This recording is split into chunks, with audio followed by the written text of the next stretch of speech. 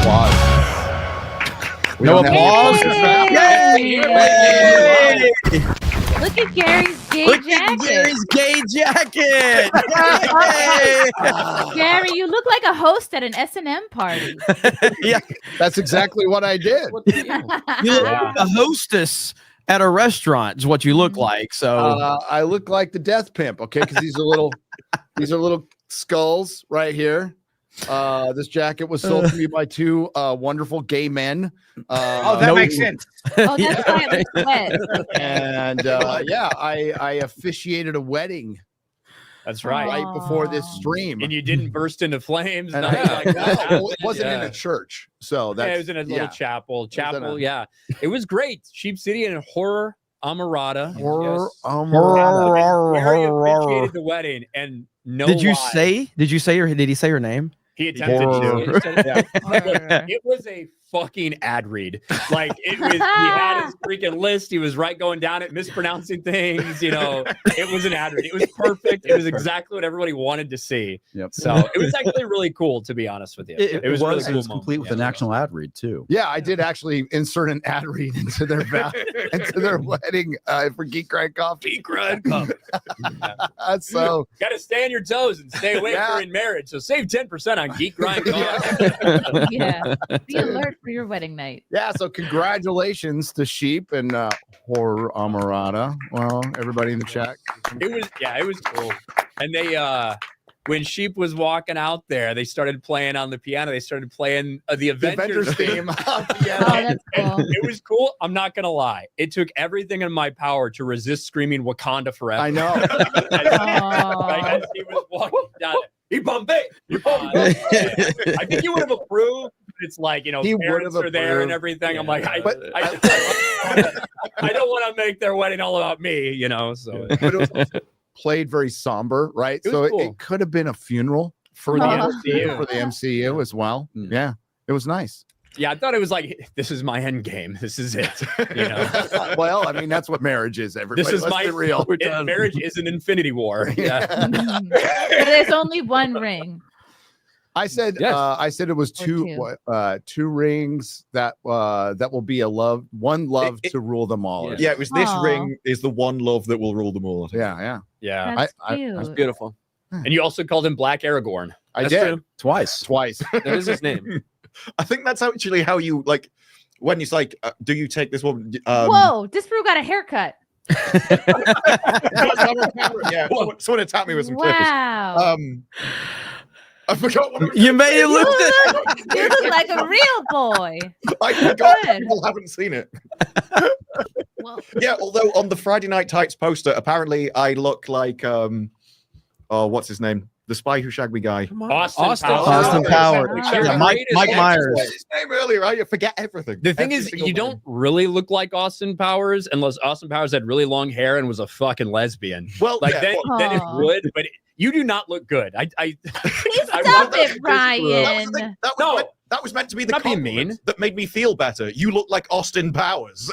That is a no, compliment. so I walked up to him at the meetup because Well, Austin Powers 2 or 1. the posters are always cool, right? Whatever theme we might have for Vegas, and this one, like Disparu, looks like shit. You know? And then Garrett. You know, it actually looks like maybe Garrett from 30 pounds ago. That's what they used for the inspiration. But it also, the face you're making looks like you, honestly, like, you thought you were going to fart and you fucking shit your No, pants. it's the face I made after the audition for Nerdrotic. I mean, makes I think it was captured perfectly. That's To be honest with Vector, you. get in there. How did he know? It was good, but we met Vector, Vector. no. We met Vector when he was here. He was really cool. He was hanging with us. The meetup was great. I think more than we had like a 350 person limit. There was more than that. So Wow. I think people just started showing up. A couple people got in there. Yeah, it was great. It was That's awesome. good. We're all burnt. Well, even our friends at the Salty Nerd podcast were, lucky. We're lucky enough to know them, so we can come to their awesome podcaster studios here in Las Vegas. Las Nevada. Vegas Podcast Studios, run by Matt and Alex and fucking Matt Vader, whatever his name is now. Whatever the fuck his name is. Their studio's great. It's expanding. They got a real green room that's actually green. I was actually very impressed with I was just impressed there was alcohol and food in there. That's all I They also do a about. podcast, the Salty Nerd Podcast, 10 a.m. Pacific, and that's the one Odin shows up to every one. That's weird. That's true. Yeah, never misses that one. Yeah, it is Good Friday. It is Good Friday. What a perfect weekend to visit Sin City. Indeed. Easter. Christ in prison, and Yes, we're it all is. hammered. It's Right. Hey, he died so we can sin this weekend. So good for Yeah, him. there you go. I know, buddy. truly happy Holy Weekend to everybody out Yep. there, and happy Mhm. Easter. So it is a great time, and we got Jesus dominating the box office. That's right. Along with Jack Black, I suppose. Yeah. But yes, King of Kings is crushing it from Angel Studios right now, which is always cool to see. And it's There's actually a lot- WrestleMania weekend. Is that? Is It's it? WrestleMania weekend, baby. I Yeah. haven't seen anything about that. Oh yeah, I'm sure you haven't. I'm sure you haven't. Not a single thing. It's not like I see Real John low key. Cena's fucking face Everywhere. on Allegiant Stadium when I look out my goddamn window at Mandalay Bay. I don't see it. Everywhere. Yeah. 20 stories tall. Well, And it's still saying sorry to sympathize. fucking China. Taiwan's a country, I'm so bitch. sorry. It is. That's right. We actually have a lot to talk about this week. Like a lot of Marvel shit happened, and some. Remember Star Wars? It's Star Wars Celebration, which is In Japan. It's hard to imagine that 2 years ago at Star Wars Celebration is when they brought out Daisy Ridley and fat Muslim activist bitch Sharmino Bejinoy, and we're like, we're doing a movie, It is about time. and we're now like Hey, 4 woman. writers through it. What Uh, are you Any doing? news on that movie? No. Ran Star it's- Wars. it's still in development, apparently. It's still in development. Oh, yeah. We actually will hear about that. Fantastic Four trailer dropped. Yes. I have a lot of thoughts on that. Oh wow. Harry Yeah. Potter Good. Confirmed Ooh. cast. Yeah, it seems like so long ago, but Black Snape. There's that. Hollywood's going to turn into Detroit. There's a ton of shit to talk about, but first we have to do some business. So good luck with this one. First boy. one is Here we go. That's good luck for yourself. Hold on. Did you read Good Luck with this one? That somebody told you? And No, you had to read it, or is that- okay. no. Oh, I he's ripped that wishing one. it for himself. Dude. In. That's why I'm the host, man. I come up with zingers like that. That's right. Hey, Rumble is off. Rumble Premium is out Jesus. there. They are offering for a limited time. You can get $10 off an annual plan. Use promo code Nerdrotic, and you could watch channels like Ryan Kinnell or Geeks and Gamers on Rumble. Yeah. Yeah, There you go. ad free. Yeah. So use promo code Nerdrotic. We also have 1775 coffee. Imagine. By the way, this is exactly how Greg Harry The wedding. No, I used it up on the wedding. I was really trying for that one. Remember, kids, if you're retarded, you can be a success on YouTube. It did really well. There was only like I mean, look at all of us. Imagine winning a prize worth over $100,000 just for drinking coffee. I drink coffee for free. God damn it. A brand new Cybertruck and $30,000 in cash could be yours. I drove a Cybertruck this weekend. I have a story about that. I'm 15% more fascist now, by the way, and I'm proud of it. But this is your last week to enter. It ends on 420. 420, yo. 1775 coffee is fueling this giveaway, and every dollar you spend equals an entry. No hoops, no selling your data to some tech giant that thinks free speech is a threat. Just small batch, single origin coffee roasted weekly and brewed with backbone.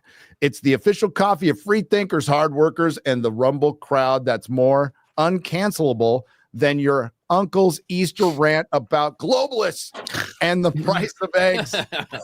God bless that uncle. If Rumble is the platform for uncensored truth, 1775 coffee is the coffee that keeps it caffeinated. Go to 1775coffee.com. Use code Nerdrotic for 15% off and enter before the giveaway ends. A Cybertruck, $30,000, and coffee that kicks harder than CNN's ratings crash. Don't wait. Someone's walking away with the prize, and with 1 week left, it could be you. Thank you very much.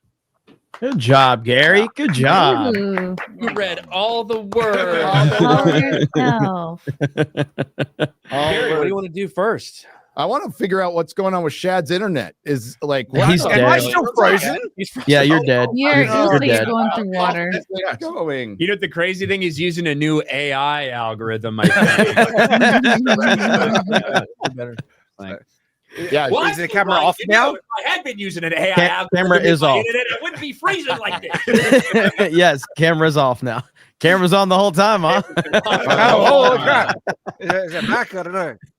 No. Bro, you have no idea how many Not in times I've been slice, thinking buddy. that in my Look at his fucking jacket. hotel room this week with my fucking laptop sitting on the desk. I'm like, man, that fucking camera ring is on. I swear to God, I'm not streaming. I know I'm not in the fuck. All right, I'm good. I think I'm good. VPN is up. No, you're on your phone for that shit. You already said so. Yeah, I don't.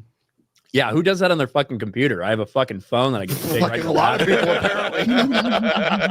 Yep. PSP. Or maybe he was just using his imagination. Who knows? Is my volume too loud? A few people in the chat said my volume's loud. I'll turn my volume down a little bit if I need to. You sound fine to me. But Sound fine to me, man. I could hear less of you. Yeah. Turn it all the way down. There are a lot Jeremy of Twitch and- streamers so that got caught out by autocomplete. They just type it in. Oh, that's. Oh yeah, yeah. Says me and Chrissy are loud, so Yeah, if we can balance that out a little bit, then. yeah. So Just not quiet. You should think about hiring a producer or something, Gary. Hey, hands off this time. Hands off this time. That's the Just problem. doing the visuals, baby. Hands up, don't shoot. Yeah. You know what's crazy is I tried to tell Garrett he was sitting in the wrong seat and he threatened to stab me in the heart earlier. I did. He said, Happened in my area. He's like, I want $400,000. I want a new car, a new house. Oh, that's Get the off early. precursor to the Summer of Love 2.0. it's gonna happen. Oh, it I is. feel like there's Yeah. a big Unite the White rally down there this weekend. So, Oof. But yeah, I don't know. What do you want to start with? You do Fantastic Four? Let's start with Fantastic Four. Silver Surfer. That's Silver Surfer. Jesus Christ. So the trailer dropped, the full trailer, and I mean, a little bit was repurposed from the first one where they were trying to show the tone. And it, I did a daily today. I definitely said, like, I like the retro futuristic tone. We I don't like see that they're anything. leaning this. Okay, It's just the first frame. Fantastic Four is basically it's jazz. It's music for musicians. It is comic books for comic book fans, and it's very tough to really. You can't ground it or you fundamentally change it. You really need to lean into the Fantastic Four. It also has some of the best comic book runs, legendary runs by Lee and Kirby, of course, and then John Byrne later on. This Marvel should know how to make this. Marvel should know. Yeah, and like I guess before we get into it, I think Silver Surfer is a female Silver Surfer was a big mistake for them. Yeah. Like Stupid. Just with everything we've seen, with everything we've been through, with all this stuff. Yes, we know there was a female Silver Surfer in the comics. Barely. We understand for Fucking a couple fucking comic book appearances, whatever. But we also In know an why, alternate But universe. we also know why they're using her for this. Yes. It's not because they're saving Norrin Rad for something else. Like that's a code. Bullshit. We know why they're using female Silver Surfer. With that being said, I like the first, 45 seconds, minute of this trailer much more than I liked some of the other stuff we've seen so far from these trailers. I like the tone. I liked how, like, Fantastic Four are out there. Everybody knows who they are. You've got them lifting up the car for the kids. Yes. Like, I like the tone it's set. But then Silver Surfer comes in and just kind of derails everything. There's no way for us. There's no way to enjoy this trailer. It's like a somewhat attractive chick, but she sucked a lot of dick, because we know too much. We know way too much. So all you're gonna think about is all the dick she sucked. Genuinely So targeted by that. we know. I'm right here. So we know all of the nonsense behind the scenes is going on. We hear the interviews with Johnny Storm. We hear that it's going to be a Sue Storm focus. Like, we know too much. So even you can't appreciate this even if you were trying, because we know too much. And that's the we truth. also, I mean, like, even if you don't know anything, Marvel has this connects to Daredevil. All right. So Marvel's big change that they were touting, that I was hearing from behind the scenes, they did clear out a bunch of people. They wanted to turn things around. They shit canned a bunch of episodes of Daredevil or repurpose them into fucking slop. God. Not that you can tell Talk about that later. there was a sign of change. They like, we are going to change. So the first look at that we got was Daredevil, and they can't change. No, they're incapable of fucking changing at this point. Even if they want to, they don't even know what to fucking do. They don't know what they are anymore. They've lost meaning. What's Marvel about? I mean, the same question that Robert Meyer Burnett was asking of Star Wars, you can now ask of Marvel and Star Trek and Doctor Who. What's it about? Well, it's about itself. It's about like trying to find itself again. It's having an identity crisis. They don't know what the fuck they are anymore. And now you're taking the first family of Marvel and you make the single dumbest it's in top 3 dumb decisions Marvel's ever made is fucking female Silver Surfer. And they'll be fucking the fucking Wiki Warriors. Shut the fuck up. Okay. Earth X, Shala Ball, like Nornrad is Silver Surfer. If you're a hardcore Marvel fan, which they don't give a shit about, that's an important character. And you're adapting arguably the best 3-issue comic book run ever created. The Coming of Galactus. It shocked kids in the 60s. It was the first thing like, what the fuck is going on? Because they're going to get their asses kicked. They're going to lose. And you didn't see that a lot back then. That was part of the reality of the Fantastic Four. They argued, they made mistakes. You know, they were actually, you know, that's when they started connecting it. And Marvel made things more human. You know, DC books, the comics had lost their way. So that was the big change, is it grounded them and made them real people, the world outside your window. And when Galactus came, it was a real threat. And usually the superheroes just fucking won. And like, they weren't going to win this. They start the whole thing like, we're dead. We're dead. Like, we can't stop this. And the Silver Surfer is an important part of that. And then you get fucking Jenny from accounting coming down going, your planet is one scheduled for collision. It's fucking a joke. It's a joke. And if you can't take that serious, then you can't take the story serious, and you can't take yourself serious. And if you're and I heard this fucking decision was not Kevin Feige's. I don't give a fuck. I don't care whose decision it was. It doesn't matter. It ruins it. It ruins the whole fucking story. And then we can get the Pedro Pascal as Reed Richards, because that's retarded too. Absolutely. That's just technically a bad decision. Yeah. It's And again, the CG for Silver Surfer looks awful. awful. Terrible.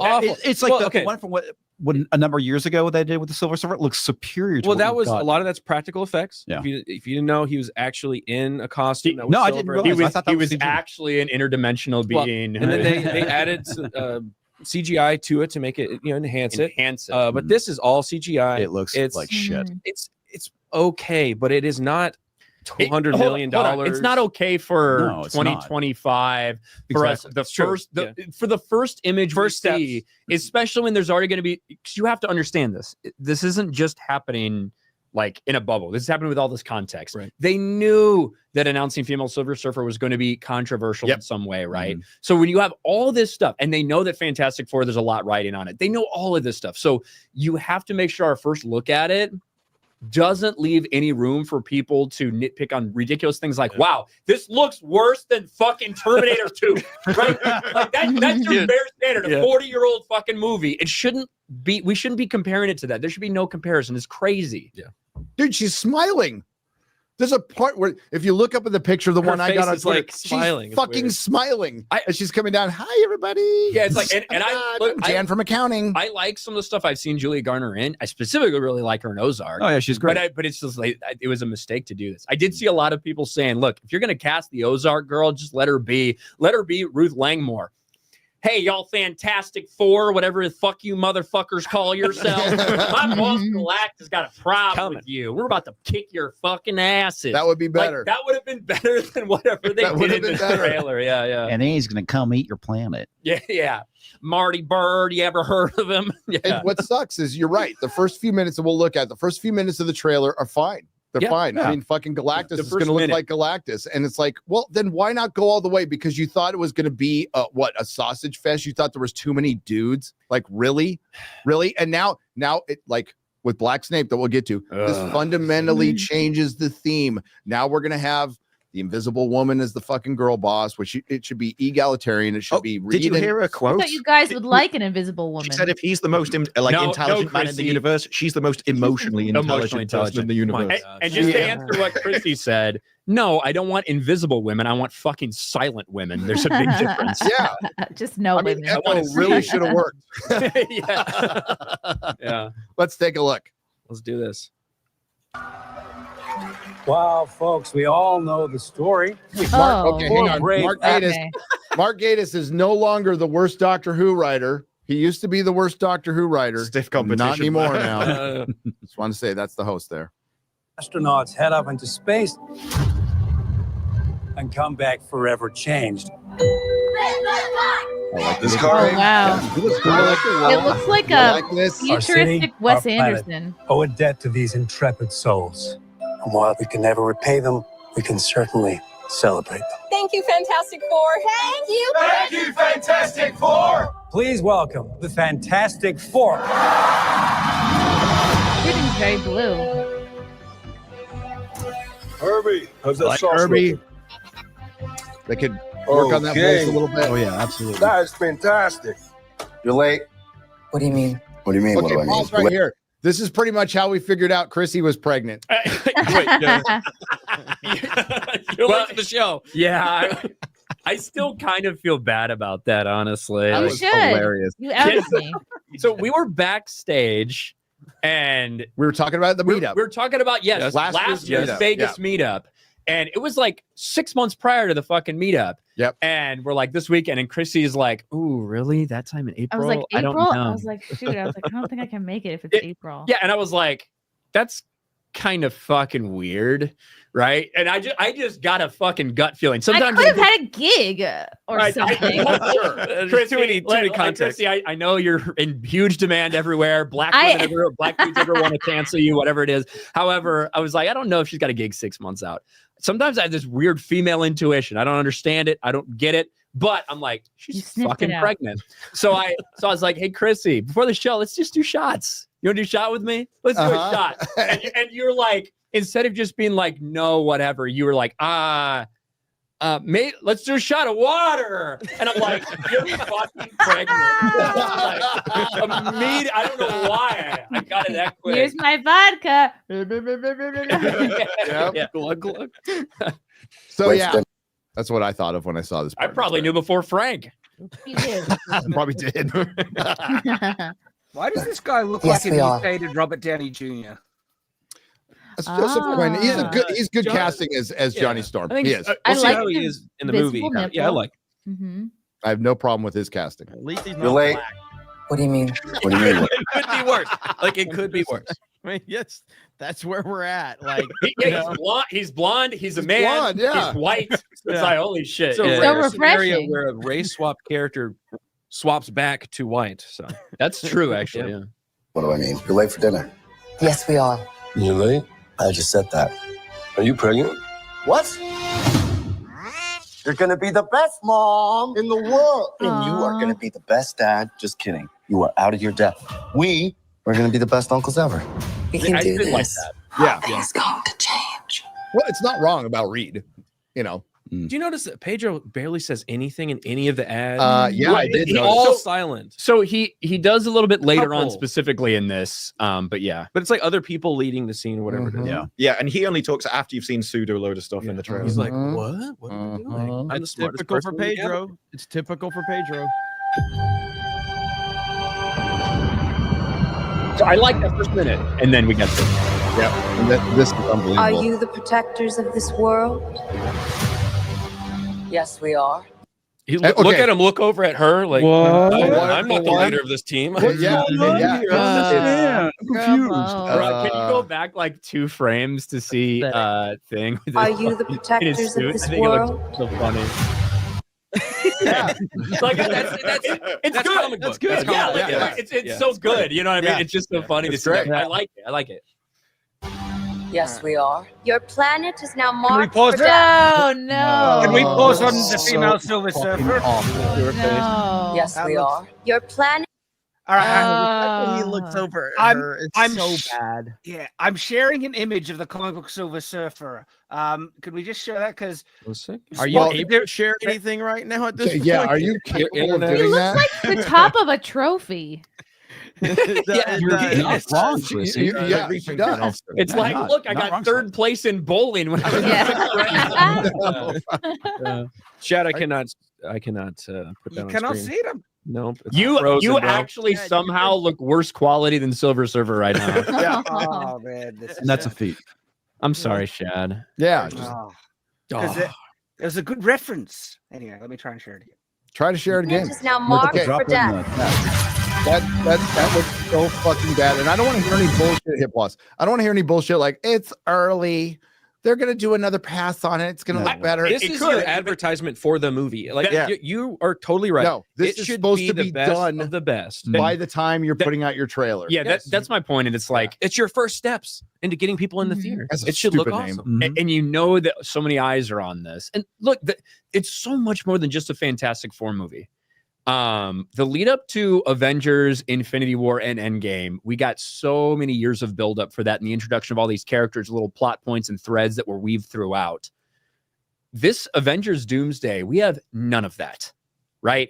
It was a last minute decision to switch from Kang Dynasty to Doomsday, cast Robert Downey Jr. 3 weeks before you make the announcement. You didn't really have any plans. We have not had any lead up or anything. This is the first movie that will be any sort of lead up to Avengers Doomsday, which comes out like 8 months after this fucking movie comes out.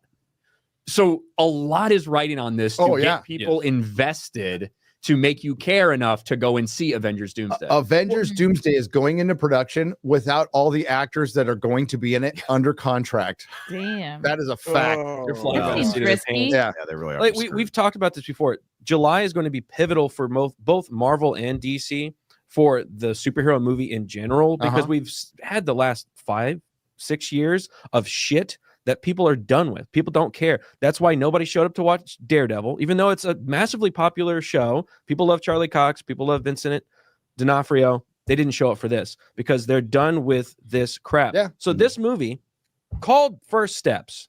Like, your meta calling the movie First Steps. We're trying to correct shit. And also a baby. Right? And also a baby. Yeah. It's also a stupid. But it's all meta. It's all meta. Franklin.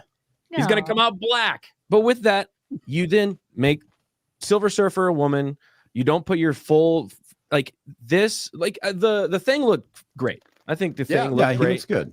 Yeah. Silver Surfer, the one that everybody's going to be like super zoomed in on, looks like a plugin. It looks like a Maya plugin. That's why I said it looked fine. It looked fine. It didn't look $200 million. Well, it suits the rest of the marketing though, because all they've got, like, they've hit every single red flag every other movie's done. Johnny's like, well, I'm not going to be toxic anymore. I'm not going to be a womanizer. I'm going to be far more amazing. You've got Pedro coming out saying he was so intimidated when he was doing the movie, intimidated by all the actors. He was really scared and needed hugs from people. Wrong fucking actor. Really? Oh, yeah. This well, supposedly lead it. So then Sue is the only one who comes out and is actually confident in her interviews, and a bit cringe. Like, I'm the most emotional. That doesn't exist. Emotional intelligence. It's not a thing. So they're essentially, it fits with the female Silver Surfer. Every part of the movie is aligned in that kind of path. And it doesn't really matter if it's First Steps, if you're doing exactly what you did before that you had to reboot from. Yeah. So they can fire as many people as they want. They clearly didn't fire enough, or they just genuinely don't know what the alternative is. This is the only worldview. Well, they don't know what to do. They built a machine, and the machine was running, and then everybody decided outside, like the audience said, we don't like what you're putting out. So they go, we must. Well, we're going to fire all of the workers, not the machine. All the engineers who worked on that machine are gone. So now they have a bunch of people who don't know how to fucking work the machine. It's been that way for Kevin a long Feige time. is a manager. That's what he is. It's basically when I got my Uber the other day and I got someone who was deaf and retarded. Pretty much what it was like. So this is the problem with having like an ideological purge in an industry, because when you want a U-turn, you ask all the people, what can we change? And none of them have any So I changed nothing. We're right. Everything's fine. So we got our staff meeting here, everybody. What do we need to change? Because apparently something's not working. Well, it's still the fans. They're all bigots. Duh. We're right. We're not like being hard enough. It's the ideology. We'll make the Thing look like the Thing. Can he be non-binary? No. The BBC keep coming out and saying there's too many men. The BBC keep coming out and saying their problem is they're too right-wing. Every single time they look at it, they're like, no, we have to double down on what we did after Trump's win and the cultural shift, what were all the fucking articles? We weren't, DEI didn't try hard enough. They didn't lean into the ideology hard enough, is what we've been saying. Yeah, they need to convince. They talked about getting marketing teams to help convince the public that DEI was good. And I'm all, that's what you did. You're looking for a better marketing team? Can we finish this small tit Silver Surfer? No. Fucking No. Those are she looks like a 12-year-old fucking girl, like pre-pubescent. Well, like the fuck? Hold on. Listen, I've seen Julie Garner, I've seen Ozark, whatever. Yeah, but it's not a good cast. This doesn't look like her though. Like this looks like a different woman with her voice. Fucking silver. She's a trophy woman.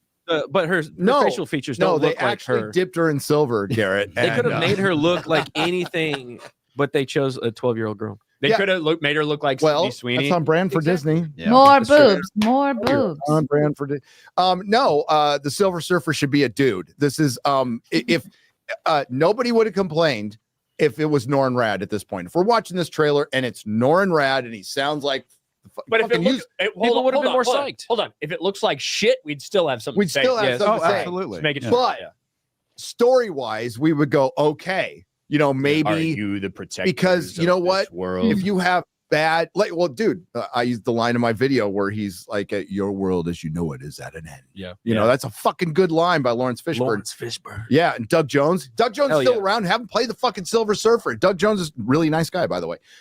If this is a dude, this is Norrin Rad. Nobody's complaining about this. This thing actually has buzz.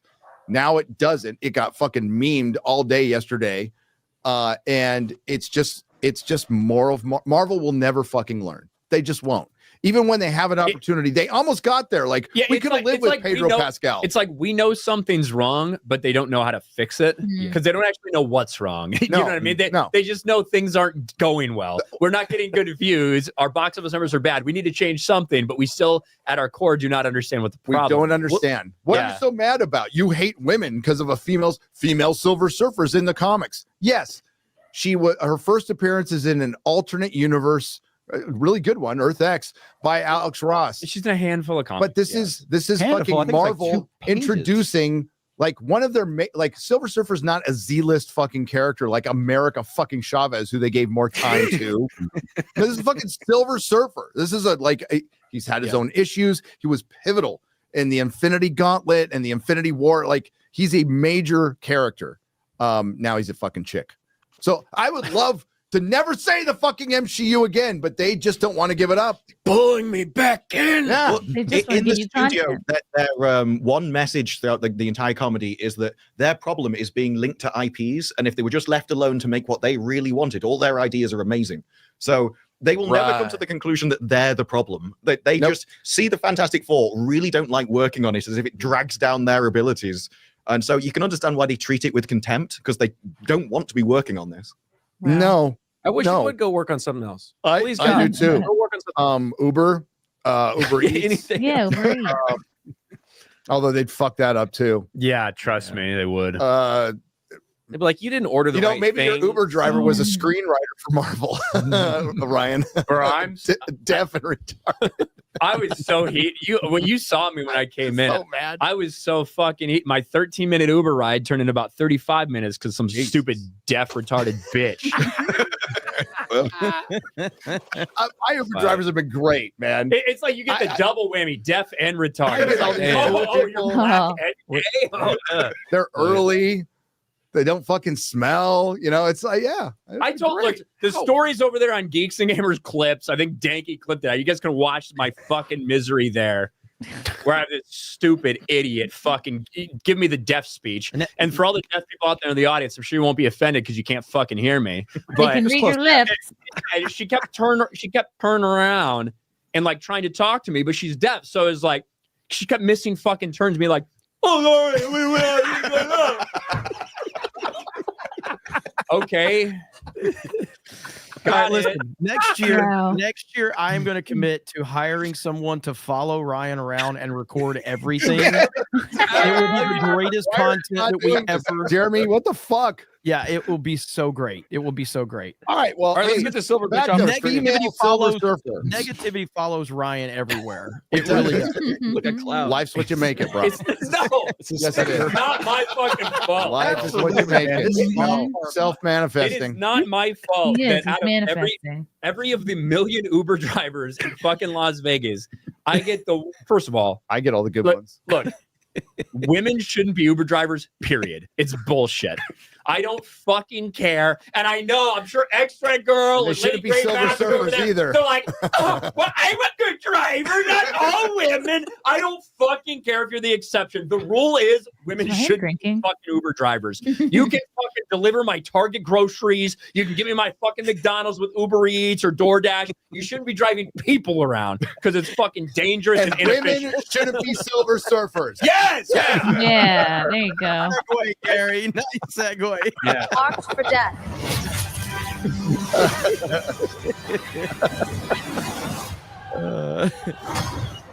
It's my fault. I stretched the bounds of space. Good. And they hurt.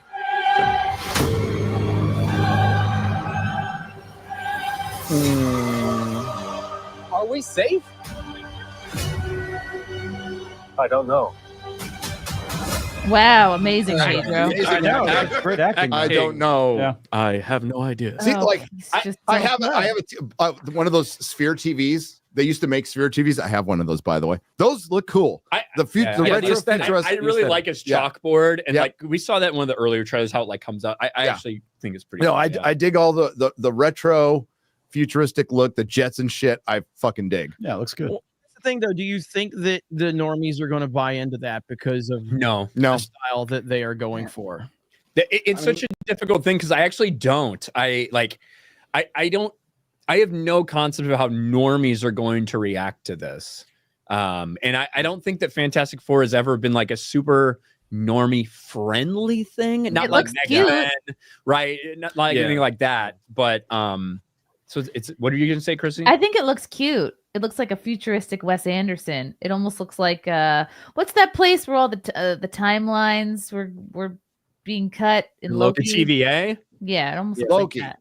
Yeah. Well, the aesthetic is good, and it actually can work if they really lean into it. And we're gonna find out because we have 2 movies in the same month that are leaning into the comic bookness. Yeah.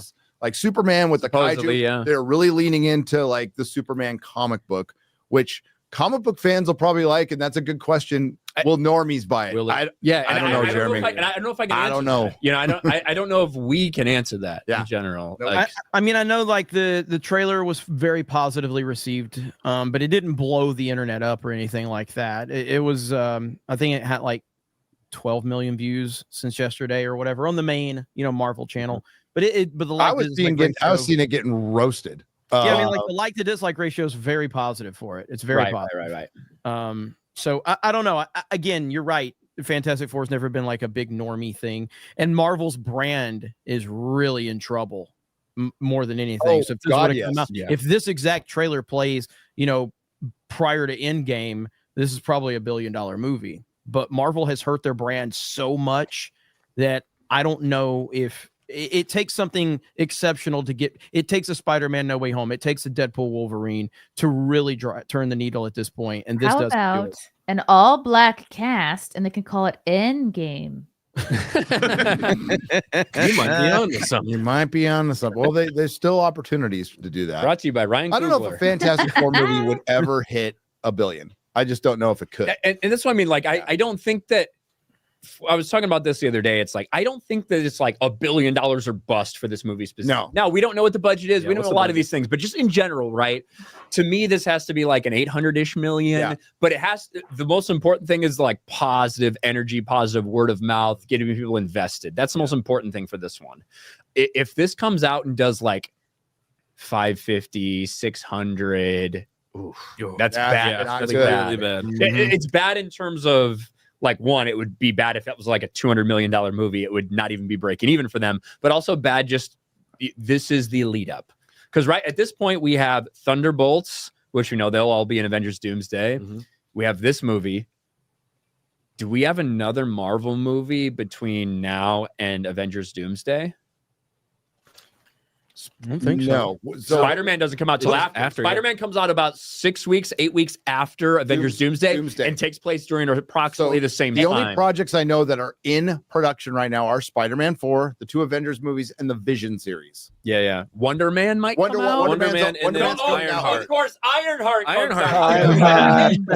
2 holdovers, and they are Ironheart and Wonder Man. But are they holdovers what comes out first, this or well, Superman? Ironheart is definitely holdover because it's been done filming for 2 years. Totally. Yeah. Jeremy, I think Superman has to come out because that comes out in like July. So Superman comes out first and 13th then or something. Okay.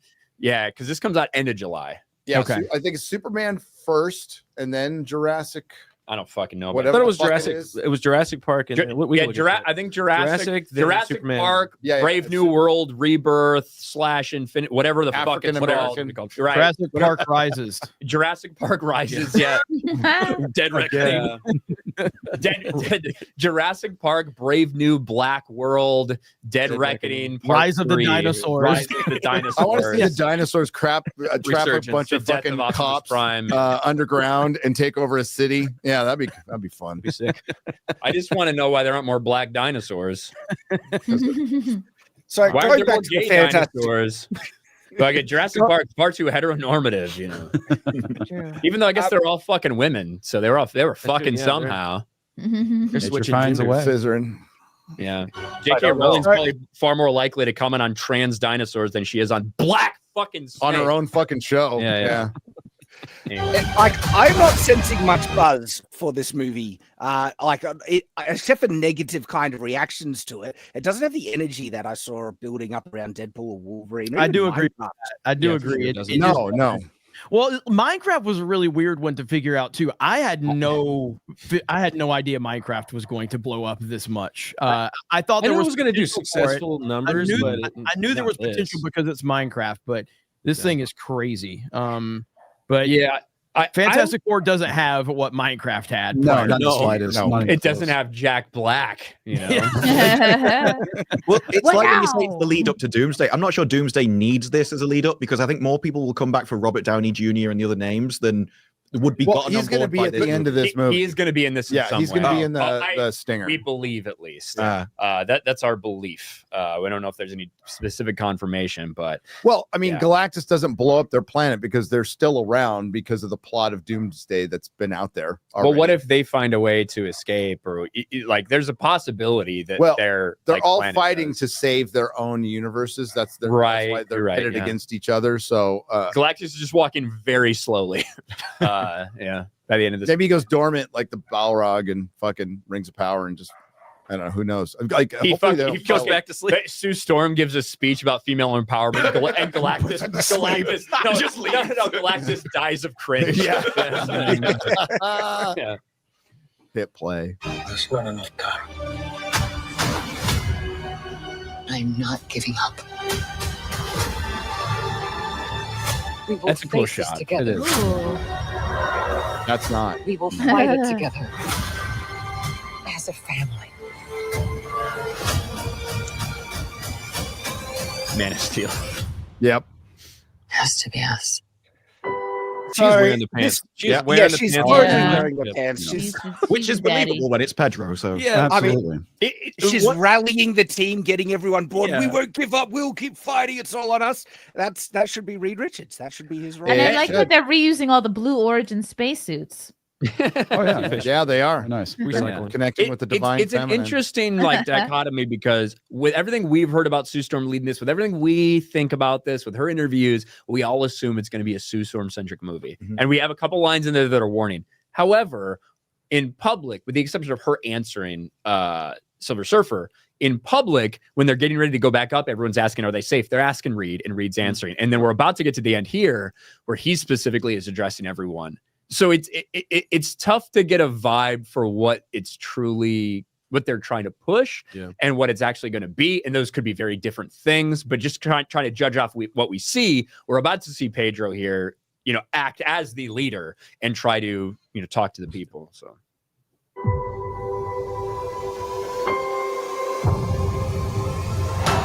That part looks cool. Oh, he finally stretched. Well, that answers the question. Will protect you.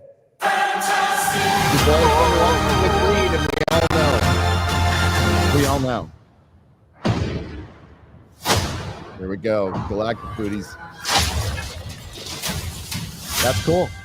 Is he a bit small? I felt like could it be King Kong wearing sneakers? King Kong ain't got shit on Galactus. He was in the pool. Yeah, I heard it's Sue's movie.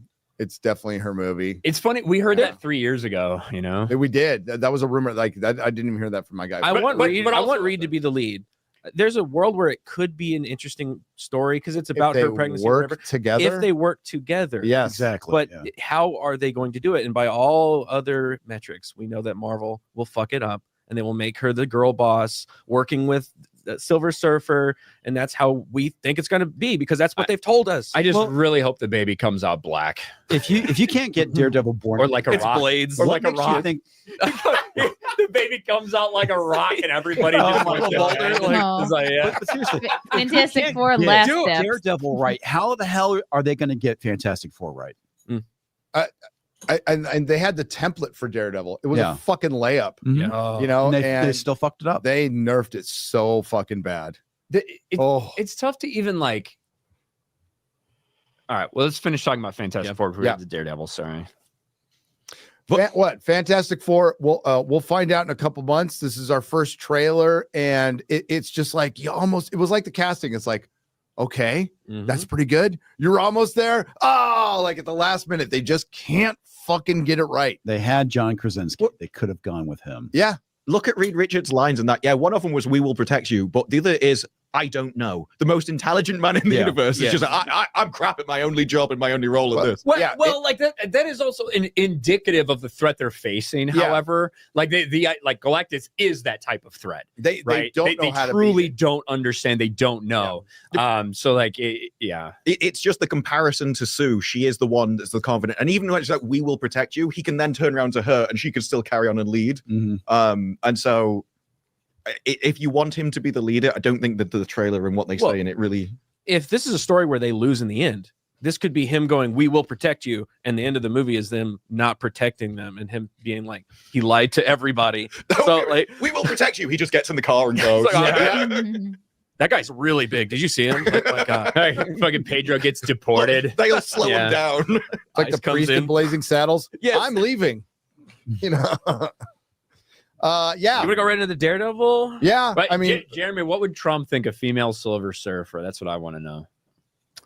It would all depend on the assets with her, and he was probably pretty disappointed in this one. So what she's working with. That's true. Everybody should watch Ozark, though. I really like that show. Last season was okay. Like the first couple of episodes, it just didn't. Mobland. It didn't jump out at me. I watched Mobland. I watched the first episode. I liked it. Tom Hardy's great in that, and Pierce Brosnan. So, what is there? 3 episodes out from Mobland now? Right now. I know you talked about 1923 ending. You were as disappointed as I was, wasn't you? Don't get me wrong. The Dutton storyline is fantastic. Was great. Fantastic. It's the other fucking Shaggy Dog story with Rainwater, you know, because that's the chief from that's his ancestor, like went fucking nowhere, and it was just there for fucking DEI. The Dutton stuff was great. Dutton stuff was fantastic. For that fucking engine stuff was stupid. I was off the reservation. I was not expecting the entire series to end though. Like that's So I thought we were going to get another season of Spencer Dutton. We're getting 1944. Yeah. We're going to get 1944. Yep. He could be in it. I mean, it's only 20 years later. They just age him up a little bit. Yeah. They kind of told his story though. You know, they did. Yeah, they did. Well, I mean, he hooks up with a widow, but they didn't give us the details about that. And has another kid, but yeah. Go! Look who it is. Hey! Wow! Look at this. Room. Yeah, nice. Awesome. I survived Vegas and I brought these plants here. You look banged up, Chris. Because look, I want in on this FF conversation. Let's go. Let's go for it. Those 3 comics changed my life as a kid. They were epic. They were awesome. The fact that they will F up this story in the FF movie, the first one from Marvel, is sad.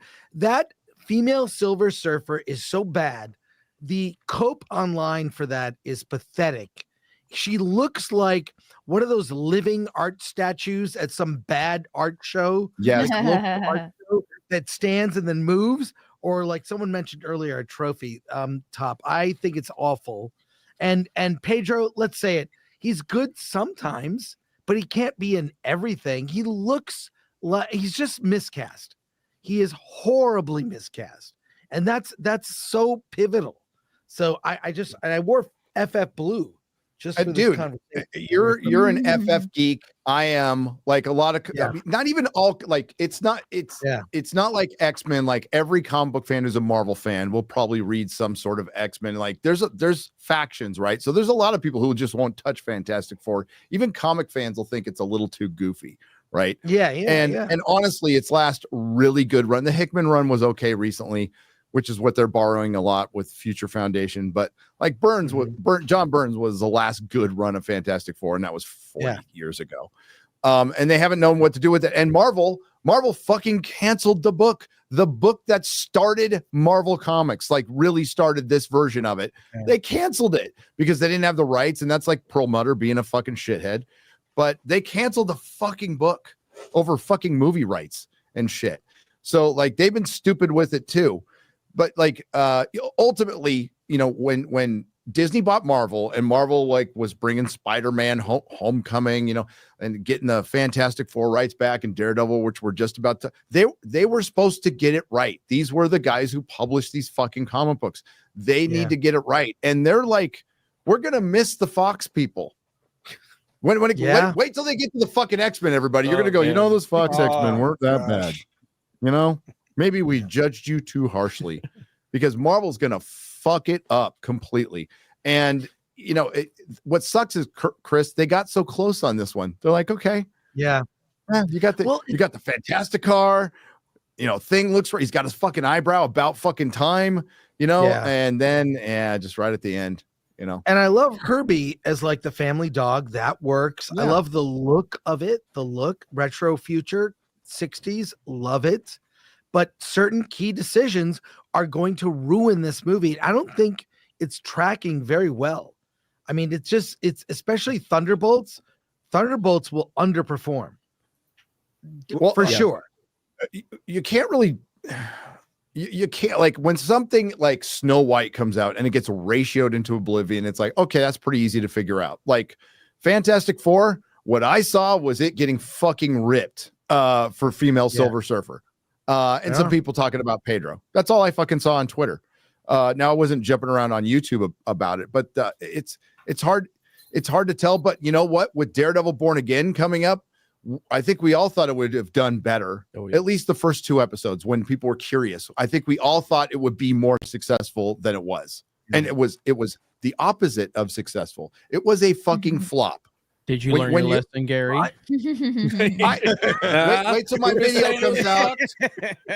Okay, for one, Jeremy, I watched all the episodes. I'm gonna give it time, guys. I watched all the episodes so I can have an informed decision. And my informed decision was, you guys were right. It fucking sucks. Yes. Yes. Piecemeal garbage. I just think, did you guys see the little behind the scenes featurette that DC released today with James Gunn on Superman? No, we're gonna be watching it. A chance to watch you need to watch it. It's all about James Gunn. My fear is this summer will be the summer. Are you like literally guns out for Gunn? Hey, here's my theory. I think they changed the summer of Gunn. The summer of Gunn got started at Florida State. Yeah, that is. I think that they changed the name from Superman Legacy, so they have to refer to it as James Gunn's Superman. Because if it was still wrong, if it was Superman Legacy, it's easy to say Superman's Legacy. But if they say Superman, they have to give like something to kind of, you know, identify it. So it's James Gunn's Superman. That's the marketing. That's what this I 100% agree. Yes. I think you're 100% right on that one. And I think he's totally okay with it, when they should have called it Superman, the Man of Tomorrow. But then they gave that to Supergirl and the stupid fucking Tom King story that they're going to adapt, which is Tom King's fucking terrible, by the way. This guy's got severe mommy issues, and he used to be a recruiter for the CIA. So like, there's just so much wrong with this dude. And now he writes really shitty, sad comics about people who want to commit suicide. I want to commit suicide after reading his fucking comic books. I get it. But it should have been called Man of Tomorrow. I think let's go into that, because Man of Yesterday, like we talked a lot, these are going to come out back to back. very important. So let's watch this and see how we feel about the two. Oh yeah, as contrast to Fantastic Four. I like how Chris is in. So like, I didn't even know. I went out to take a fucking piss, and I also got another drink. And I come back, and Chris is on the screen. Chris is in. That's right. Chris in the next room. Las Vegas Podcaster Studios. They're expanding. They got a really cool, like, entire big setup over there. That's where Chris is at right now. So. Ooh. He probably feels a little bit alone. Yep. If you need to make a video, record. I'm not alone. I got plans. I can tell that Chris had a real good night last night. So yeah. Hey, we all had a good night last Chris night. got a Barry Sanders autographed helmet yesterday. Yeah, really? Thank you, Ryan. Really? Yeah. Our friend, listen, our friend who has always been so kind to us whenever we come out to Vegas with the door prize and everything. Oh yeah. He was like, look, I got this stuff. And in one of it was a Barry Sanders autographed little mini helmet. And I was like, my God, I just want to like not tell anybody about this, that I fucking have it. I want to put up in my living room with all my other shit. But there's one like miserable fucking loser Lions fan that I actually know who will be here. And that's Chris Gore. It's Chris Gore. Let's go. Yes. Barry Sanders, arguably the most talented football player to ever live. Yep. Well, look, if he had played for anybody else, he would have fucking stayed in the game longer, but he could only handle so much with the Detroit Lions. You know? This is true. I get it. Well, Detroit Lions have a saying, it's not over till we lose. You know what? That's Marvel's saying too. So what Garrett was referencing is, we'll get into Daredevil later, but the two most important superhero films for this year and the future are Fantastic Four and Superman. Not Avengers Doomsday, not fucking Avengers Secret Wars. It's these two solo-ish movies where you're launching something new that's just that, the Fantastic Four team or Superman. And we're going to see if these type of movies without all the fucking gimmicks still work. We're going to see if the superhero movie still works or if they're capable of making it. Like that's a good question. So it will decide the future. And if these two movies get their ass kicked by the 18th fucking dinosaur movie, then we're in trouble. We'll find out. Let's take a look behind the scenes. Superman. Wow. James Superman was in his future. The fantastic. He was making it Little about did himself James at this point. know. Good God. I really do not give a crap about James Gunn. I'm interested in Superman. I cannot stand James Gunn. I like a lot of his movies, but I fucking hate him, dude. I hate. But he loves him some James Gunn. I know. It's a little bit also DC trying to get the James Gunn hype train going. I do agree. They're going that. like, look, we got the guy that did Guardians of the Galaxy over here. We heard you the first time, DC. Yeah, you're right. So like I agree with you. I don't like how much to play devil's advocate a little bit. I can get that, right? Because there are big Guardians of the Galaxy fans out there. I think a lot of people do like Jeremy, like James Gunn stuff. So I think they're definitely trying to brand this as that. Yes. But the thing is, we've already had a DC James Gunn movie, and it was The Suicide Squad. Me and Chris actually watched it together when it came out, and I thought it was pretty good. Yeah. But I didn't like it. I thought it was pretty fun. I thought it was pretty good. I liked it. But with that being said, it didn't perform all that well. No, it didn't. Now it has a actual reasonable COVID excuse, which was Warner Brothers put it out day and day on HBO Max for free, no extra charge. So how much would it have made if it wasn't free on a streaming service? We don't know the answer to that, but at least there is a more reasonable explanation for it underperforming than everyone else just being like, well, people don't want to go to the theater anymore. Well, you actually put it for free on your streaming service. Yep. But it's not like that. It's not like that was fucking breaking down records or anything. This is the guy you decided to make your king of every fucking decision. And it's DC doing the DC thing, going like, oh, we got Joss Whedon. We're doing Joss Whedon. Look, we got what Marvel had. They are so fucking reactionary. They are. Yeah. Yep. We do it. So complicated. Well, okay, pause for it. It is. You always hear this from these motherfuckers. I can't crack Superman because you don't know what fucking good you fucking degenerate fuck. You're in Hollywood. You have no idea what good and anything you see good and decent is repulsive to you. Yeah, this is true. I couldn't crack Superman. It's in the book. There's books of it. Hey, I got a great idea. Read the fucking comic. Crack Superman. That is what they said about Sue Storm. They're going to make her morally grey. She is going to have. Okay. That's typical fucking. This is the mistake Snyder made with fucking Superman, with Superman and Batman going right to the death of Superman and Dark Knight going to the end of the fucking story. No, show me the middle. Show me the fucking build up. Develop that relationship on screen. It. Yes. Like Sue Storm Malice is something that comes up Malice, later. Later. And part of it is obviously the filmmakers themselves. Part of it is the studios and what they want and how, for instance, DC wanted to fast forward as fast as they fucking could to get a big Justice League team up because they wanted to play catch up with Marvel instead of doing. They tried to play catch up with Marvel instead of doing what Marvel did, which was take its time. Back in the day, and if they DC decision, dude. But that is such a Warner Brothers DC decision. Like, hey, we have a blueprint that works. Let's not do that. It's crazy how bad a shape DC actually is in. Yeah. And like we've seen them continue like a fucking retarded woman who doesn't understand how to, drive a stick shift, just going fucking back and forth. Is she deaf Uber? And deaf Uber driver.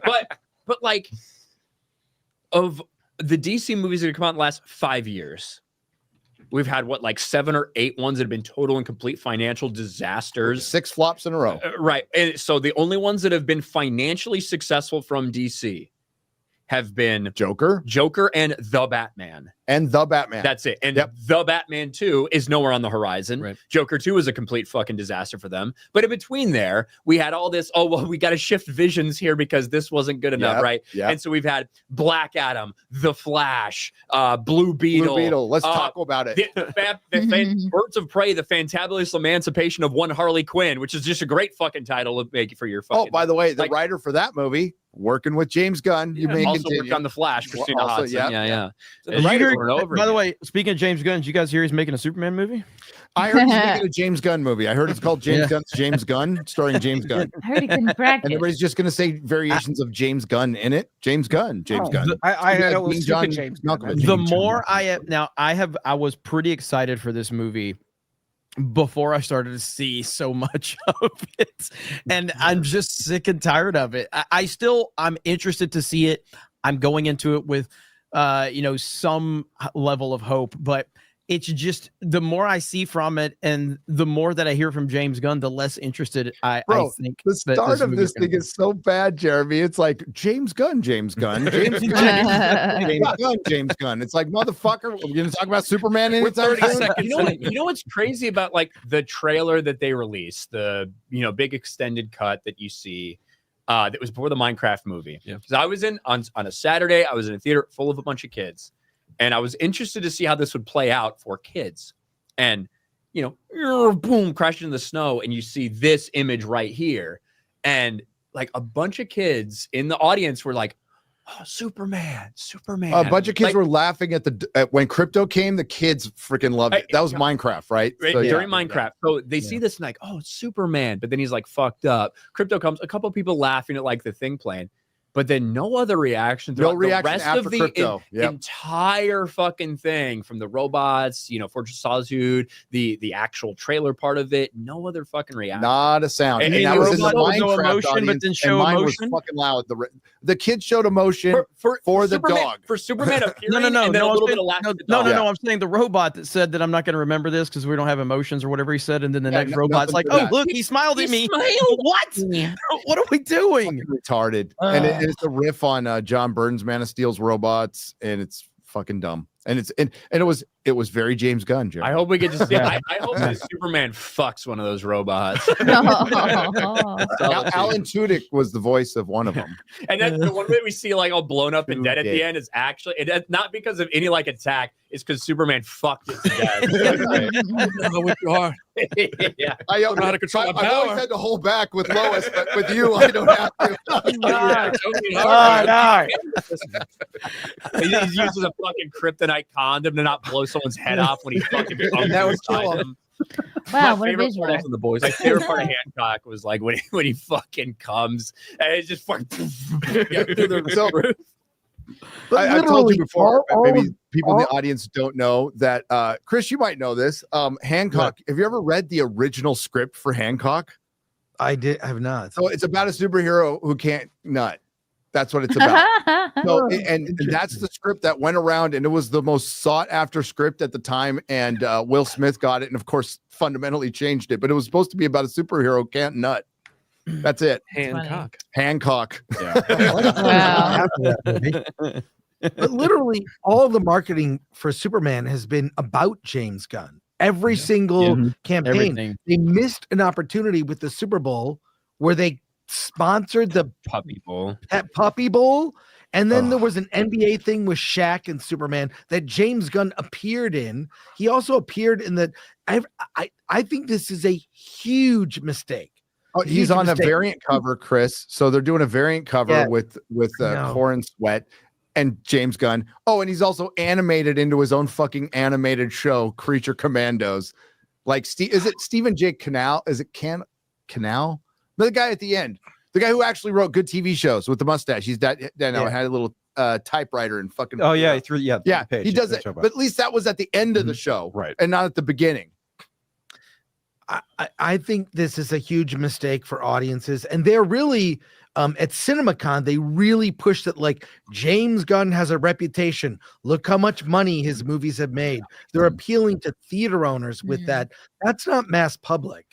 And we really, even though leaks about the story have come out, they haven't really sold Superman. And David Cornsweet, I thought, was very well spoken. He is into this character. He is also a legit nerd. If you've seen that video of him, but quote Star Wars, perfectly, it was great. Your YouTube husband, Alan Ng, pointed out, Chris, that we haven't seen him do Superman stuff. We haven't heard him talk. They're treating him like fucking Brandon Routh.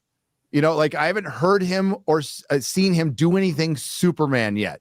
And throughout all this fucking promotion, it's like nothing. Why? Well, there's a one shot where he saves a little girl. I know. I know why James Gunn wants to make the fucking movie. Can we just, like, I don't need to hear about James fucking Gunn anymore. I think Chris is just really upset because he looks so much like James Gunn with his hair. He stole my ruin everything for me.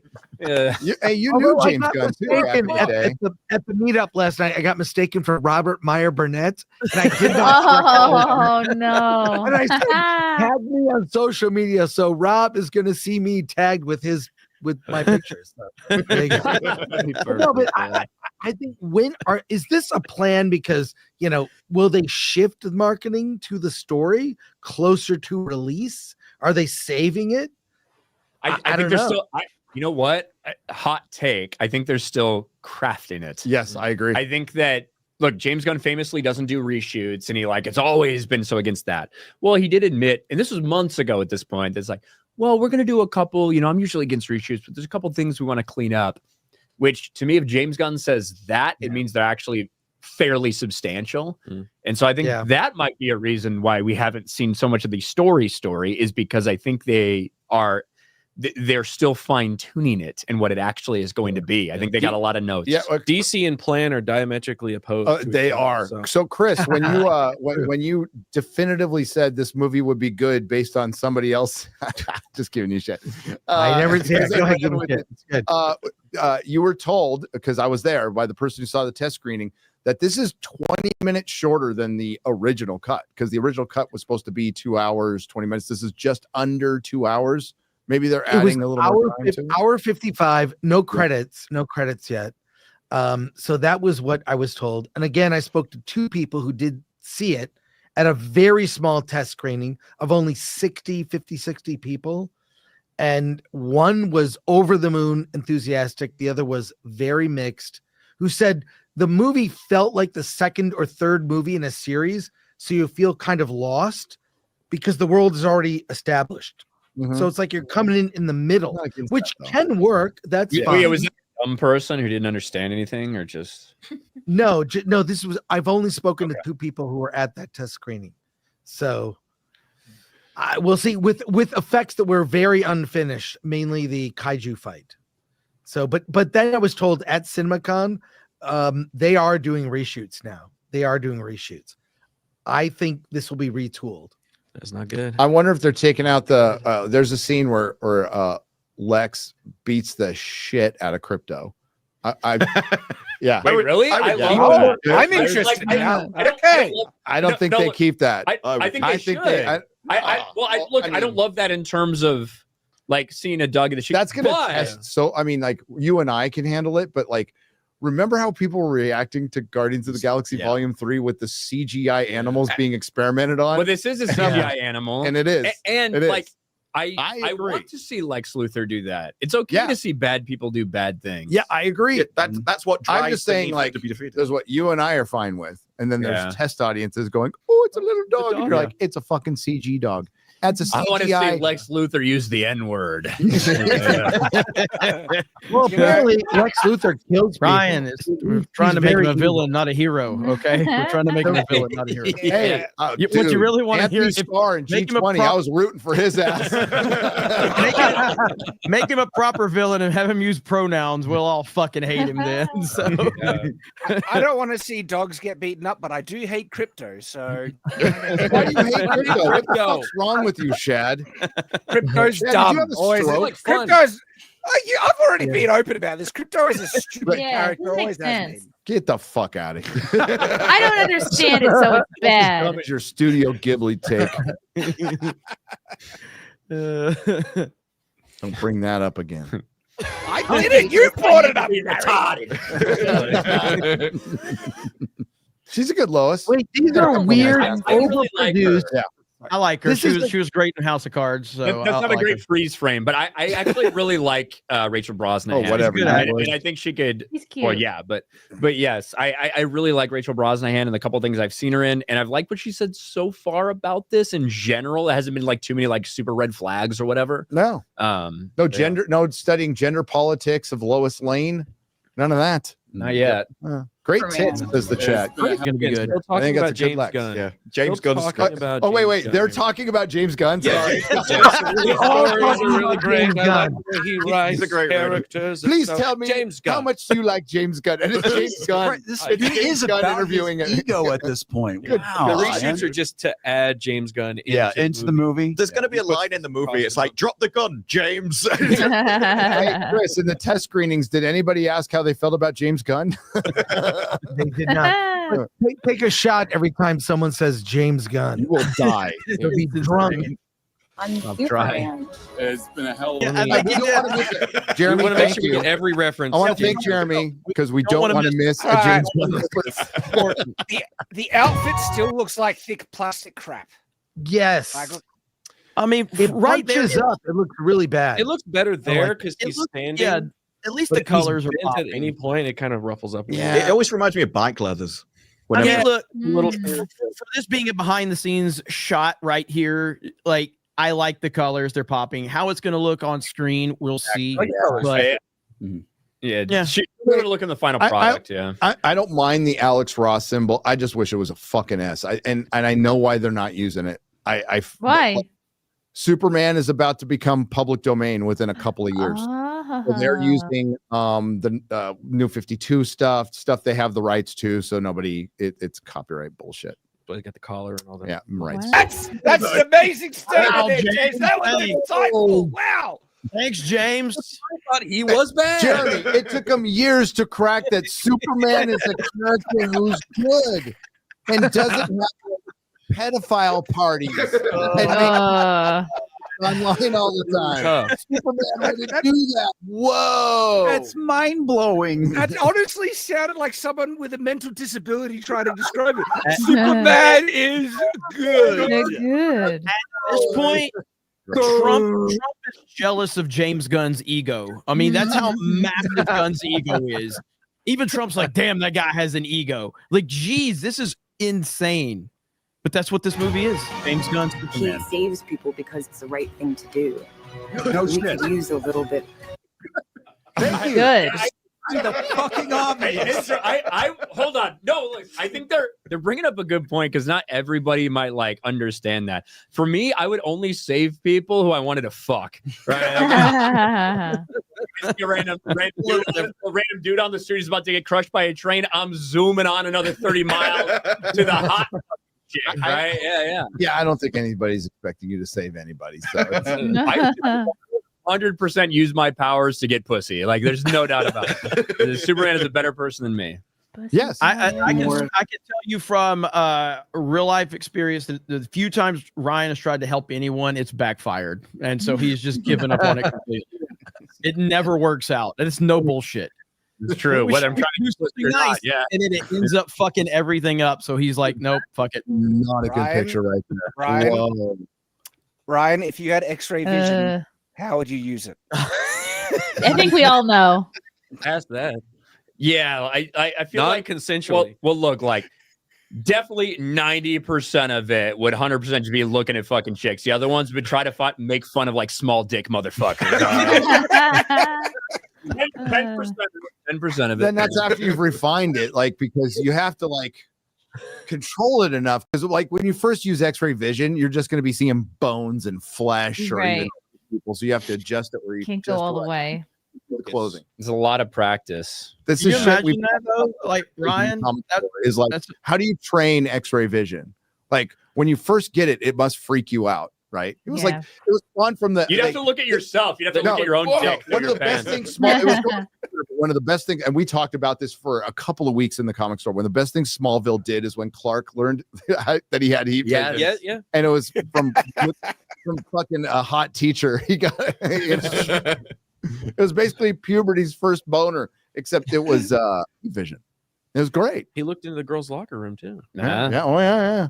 That's what I mean. Like he ain't a fucking saint. All right. What were you gonna say, Jeremy? You say something? No. I was just saying. Think of that pickup line where you could just like go up to these chicks and you're like, I know your dude's not. He's not packing. Like I know he's got a small dick. Why don't you come home to me? Be it easy. And I saw Philip Chan in the chat says he feels personally attacked by your comment, Ryan. Project Eggnoll. Check him. I can just tell by the color of his skin and the fucking slant of his eyes. So. Oh boy. He's Asian. It's okay. He's an Asian. You know. But yeah, shout out Phil. Project Egg Roll. And all the dents on his car. Yeah. Dude. He's jerking off to that. They look like brother and sister there. Yeah. I'd fuck the sister. Did James Gunn pay her to say that? Like, was that why he was technically? Well, look, I think it's part of the promotion. I think like Garrett makes a good point where it's like, hey, they're trying to remind you of all these things you liked from James Gunn and his contributions to the MCU that you really liked and shit like this. Like, I think it's a strategic thing. I'm not just solely blaming James Gunn, I guess, for the promotion of it necessarily. I think it is a strategic thing from them to want to do that. And that's why he got shit for this. But James Gunn, you can go, you know what? Dial it back a little bit. Yeah. The thing is on like, Superman. Yeah. Make it about Superman. Exactly. And it kind of comes up, trust me, bro, we're not going to fuck this up this time. We're starting a new world. It's all starting from here. James Gunn is the one that's doing it. He's got heart. All of his scripts have heart. Superman, good. It's like, we've seen this. Was that Jeremy? We've seen this Spielberg's name for decades. So even if he was a producer, you put his name on something, it's going to sell. Nolan, they splattered J.J. Abrams' name all over the place until Force Awakens and Last Jedi. Now you don't see that anymore. We've seen them use a name of a director or a showrunner to drive a project. That's fine. But the people shut the fuck up though. James Gunn is like out there saying it himself, like letting you know how great he is. It's overkill at this point. Yes. Like I can see the studio pushing the name, director of Guardians of the Galaxy, all this shit. Like that's fine. This is par for the course, but he is his biggest fan and he makes that very clear. That's if you walked into the studio and the people around you were saying this, you wouldn't know whether they're filming a movie or in a cult. So, our great leader will save us. Yeah. Trust in James. Trust in James Gunn. And James Gunn we trust. Is that a Casio on his wrist there? Maybe on it. Nice. Movie directed by James Gunn. Okay. Super Gun. Frank Grillo's going to be in this, and he's Joel Kinnaman's dad. Because it's Rick Flag. He's Joel Kinnaman's dad. So he doesn't look that much older than Joel Kinnaman. I think in real life he's 14 years. But what were you gonna say, Chris? Does the costume look ill-fitting? It doesn't look good. 100%. Henry Cavill, it could be tighter around the crotch area. I think that bunches up. It looks awful when he lifts his arms up and like the mobility. It's not form-fitting. I think it looks bad. Like I agree. I agree 100%, Chris. I'm not holding the car up. The one where he's holding the car up. I'm not trying to make excuses of it for sure. You just passed it. There's been so many pictures Not that doesn't look good. Go ahead, Jeremy. No, there's been so many pictures that, and this happens with all movies. So, but there's a lot of pressure on this movie. Plus, there's a lot of angry Snyder fans out there, and so no. But I'm saying like this is part of fandom, and so people are picking it apart. We're seeing like freeze frames from trailers that were presented like this was a marketing. It looks cross-eyed, and what are you seeing from the shots in the movie that are bothering you? Forget these behind the scenes shots. Like, this is this is for their marketing, but like, is this going to be shot like this in the movie? I don't know yet, but I haven't been overly worried about the costume as much as, just the marketing and the focus on Gunn. But like, remember that first image we saw of him sitting down, putting his boot on, sitting down with Brainiac in the back and all that stuff. That was not I did not think that was a good piece of marketing to kind of differentiate the Snyderverse versus what this is, because it looked more like the Snyderverse than anything in that marketing right there. Yeah, that was my surprise of the first trailer. It was like the amount of, because it was all about look up and hope and all this, but the trailer itself was very much, and I obviously didn't mind it from the Snyder universe, this idea of if a Superman came to Earth today, how people would react. Half of people would think he's a savior, the other half would think he's the worst fucking person, the worst thing to ever fucking happen, and despise him. That felt like the vibe they went for in the first trailer, with people throwing stuff at him, like almost shot for shot of Superman getting hit with the back of the head with an angry fucking person, right? And so I was surprised that they had that much kind of darkness in the initial trailer, as opposed to really leaning into the hope aspect. I don't mind it, but it felt like that was a big complaint from a lot of people. And the Snyder fans are going to be incorrigible if this doesn't make as much money as Man of Steel. Look, I don't. Oh my God. I'm not like, I don't really relate to fucking hope. Okay, it's not really me. So, but like the Snyder fans are laying in wait, and if this doesn't make as much money as Man of Steel, it's gonna be so fucking funny. And it's not just Snyder fans. It's, look at what we've just talked about. The last like 8 years of DC has just been fucking failure, failure. And it doesn't matter who's in charge, doesn't matter what's happening. It's been bad. And it's recent. Yeah, they just had a recent success, a huge success. The Penguin. And they're like, they don't know what to fucking do with it. Yeah. The Batman 2 is like nowhere to be thought of. Matt Reeves fucking having mental problems or something. Right. Grace Randolph says that Matt Reeves is it's not Chadwick Boseman bad, but it's close. Whatever the fuck that means. Okay, what's close? I mean, he was dying of cancer. He's almost gonna die. So he's almost dying of cancer. Like, what's that? And then you got Bo DeMeo being like, "How fucking dare you, Grace Randolph? You shouldn't be airing someone's mental problems out there." And then he deleted his tweet because he realized he fucking exposed something else. Yes. Nobody fucking said shit about that. Nobody said mental. Nobody brought it up. You did. Bo DeMeo is such like, look, a lot of people loved X-Men 97. It's so funny that he's going after Kevin Feige, but it's also very clear to me that like Bo DeMeo is like clout chasing, like flaming fucking weirdo. Like he's leaning into it so fucking hard right now in any aspect that he can. But yeah, it was funny that he deleted his tweet of him scolding Grace Randolph about revealing too much about someone's personal life when he went and revealed more about that person's fucking personal life. There might be some people that don't know really quick. So Ryan, what did Grace say exactly about the Batman 2? So there was questions about it, and obviously people are like want to know what's going on. And Grace, I think there's a lot of reasons. Chrissy knows this. There's a lot of reasons to like be critical of Grace Randolph for a couple of things, but this one she's like, look, I think people should go easy on Matt Reeves. You know, he's going through something. Look, it's not like Chadwick Boseman level, but you know, it's not good. So Chadwick Boseman passed away from cancer. Yes. She's like, I just think people should give Matt Reeves a break.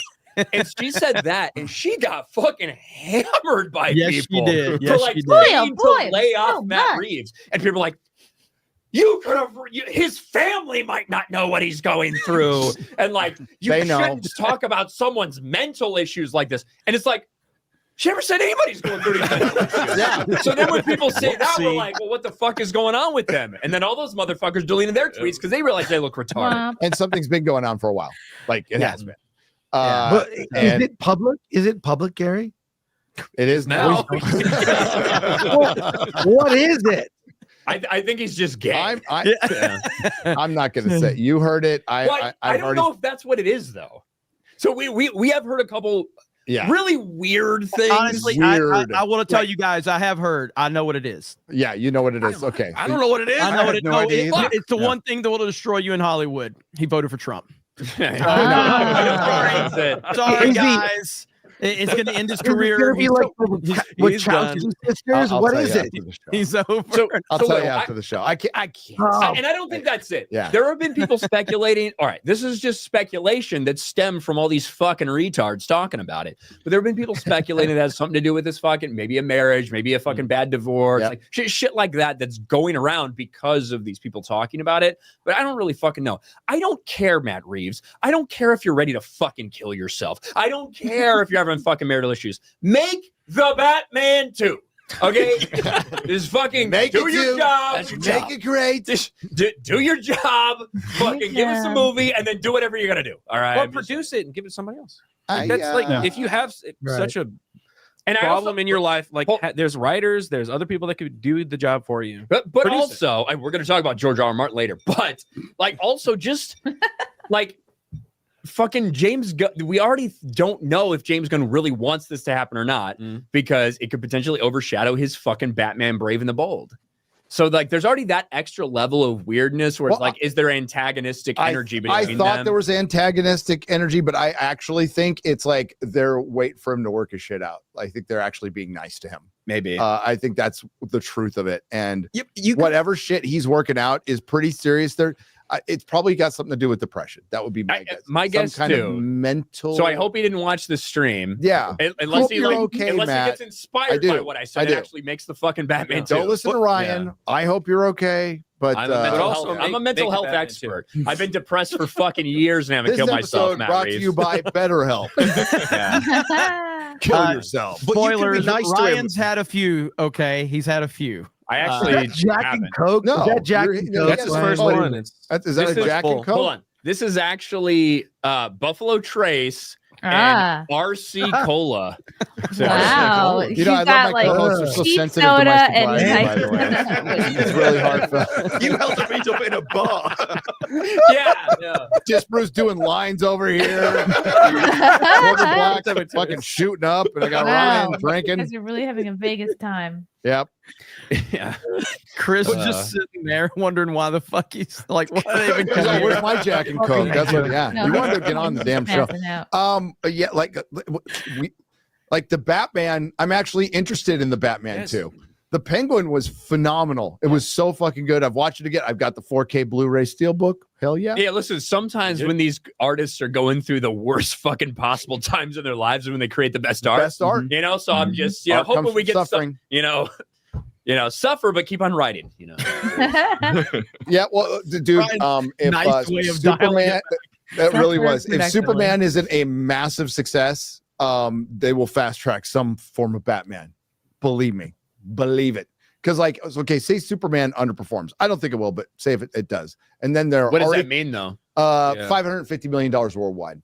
Though that would be disastrous. Yeah. And then they got Supergirl coming out after that. And remember, this kind of got lost in the process, but remember, at one point in time, there was a official Warner Brothers document saying that the budget for Superman Legacy at the time was $370 million, I believe. A government document. A government document filed by Warner Brothers that James Gunn tried to speak out of both sides of his cocksucking mouth with. We're like, somebody must have just lied about it. It was just a random intern that filled out this official fucking tax document that reveals how much money we get back from the government of Ohio for filming this shit. I wonder if that'll work in the audit. Yeah, it was just a random intern. Yeah, I don't know who did that. It said $370 million for that. So that is the most we know about that. If that is true, that's a fuck ton of money. Yeah. And it needs to be huge.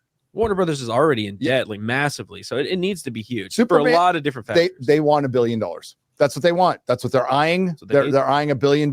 Now, if it makes $850 million, that's good. I'm going to say that's good about it. Yeah. I'm like. Well, here's the thing. Like Batman v Superman was like 900 million, right? Yeah. But that was viewed as a massive disappointment for a variety of reasons, like all the stuff. So a lot of it is about how people feel. But it's not. That's what I said about Fantastic Four, right? Spider-Man 3 was at the time was the highest grossing Spider-Man movie, and everybody fucking hated it, and they canceled it. Yeah.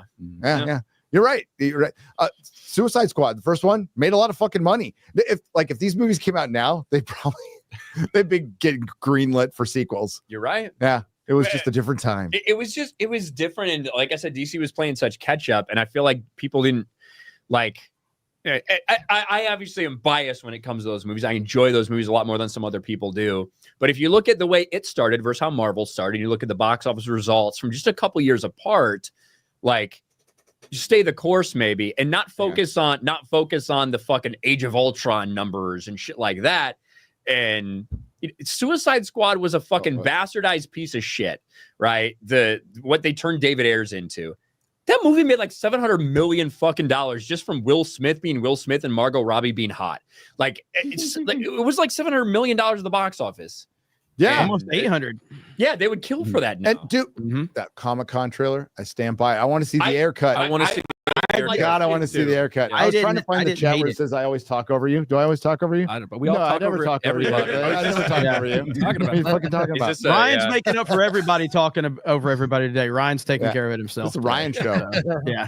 Well, I was quiet for a while. Yeah, you were. Wait till we get to Black fucking Snape. Wait till we get to Black Snape. And George R. R. Martin. Oh, we still got a lot to talk about. We haven't even done Daredevil yet. Bro, yeah. Oh, go back to Daredevil. Wrapping up Daredevil. All right. Well, Gary, how pointless. How do you feel about Daredevil? I'm going to talk over you now. How do I feel about Daredevil? Yes. I spent a bunch of time in a hotel room where I should have been hanging out with people in Vegas, recording a fucking 17-minute review for the finale that you'll see tomorrow or Sunday, where I should have been hanging out with my wife and by the pool or with the fellowship because I was so fucking pissed. Oh, by the way, I tried to do a watch party of the finale and died 4 times. So sorry. God didn't want you to do it. God did not want it. The internet was working fine. And then I start doing a watch party for the finale, and it just didn't work.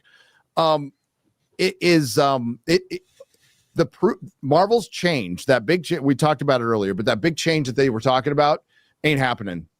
And Daredevil is proof of that. They had everything served up to them. They had a fan favorite series. They were going to reconnect it. Thanks to the strikes, the worst time strikes in history. By the way, how are those strikes working out for you, Hollywood? Down 40%. You're being called Detroit right now. So they had every opportunity to get things right. They even poached a guy from a Netflix series, and he wrote kind of a good series with Punisher season 1. Right. So they had everything. They had Vincent D'Onofrio and Charlie Cox on board. They were like, we're going to do this. So I watched every episode and I'm like, all right, maybe this is going somewhere. I heard it's a slow burn.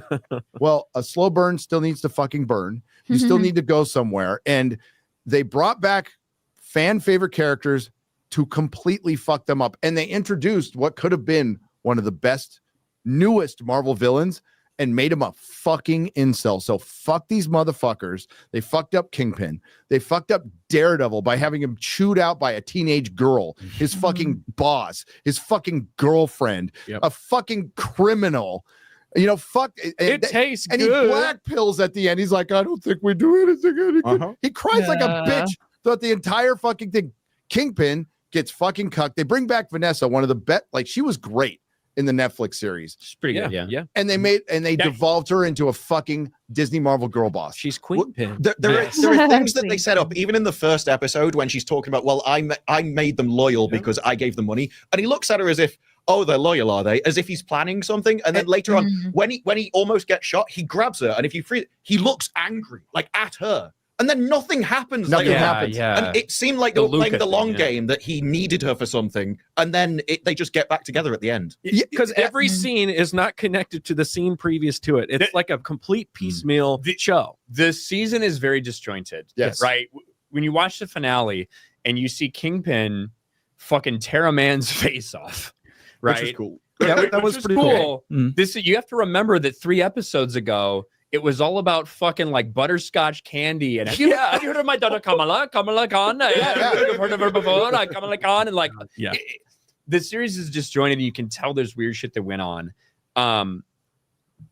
I've seen some people have like, oh my gosh, this is just so great.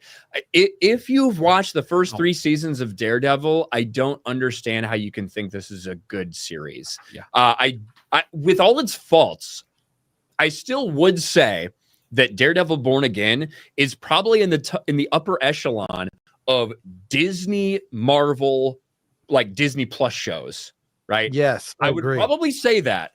It's the most texturized shit. The bar is so fucking low. The bar's low, but unfortunately, I feel like if you have any attachment to the Netflix series at all, it makes it still feels worse. In the same way that like The Acolyte is like the biggest piece of shit Star Wars show we've ever seen, but Obi-Wan Kenobi does like more damage to the overall thing. That's how this feels, where it might not be the worst show, but because we've seen almost perfect iterations of this character on Netflix, and we love those stories so much, and not just him, Punisher, Kingpin, right? All these characters that go together, and then you see this, every part of it is lesser than what we saw 7 years ago. It does not add to the series. And all we asked was don't take away from it. Yeah. You don't have to like build on it. You don't have to be the greatest. I said it before, I would have been happy with pretty good. If it was pretty good and it doesn't fucking shit all over the first one, I will be completely happy and I would consider that a win.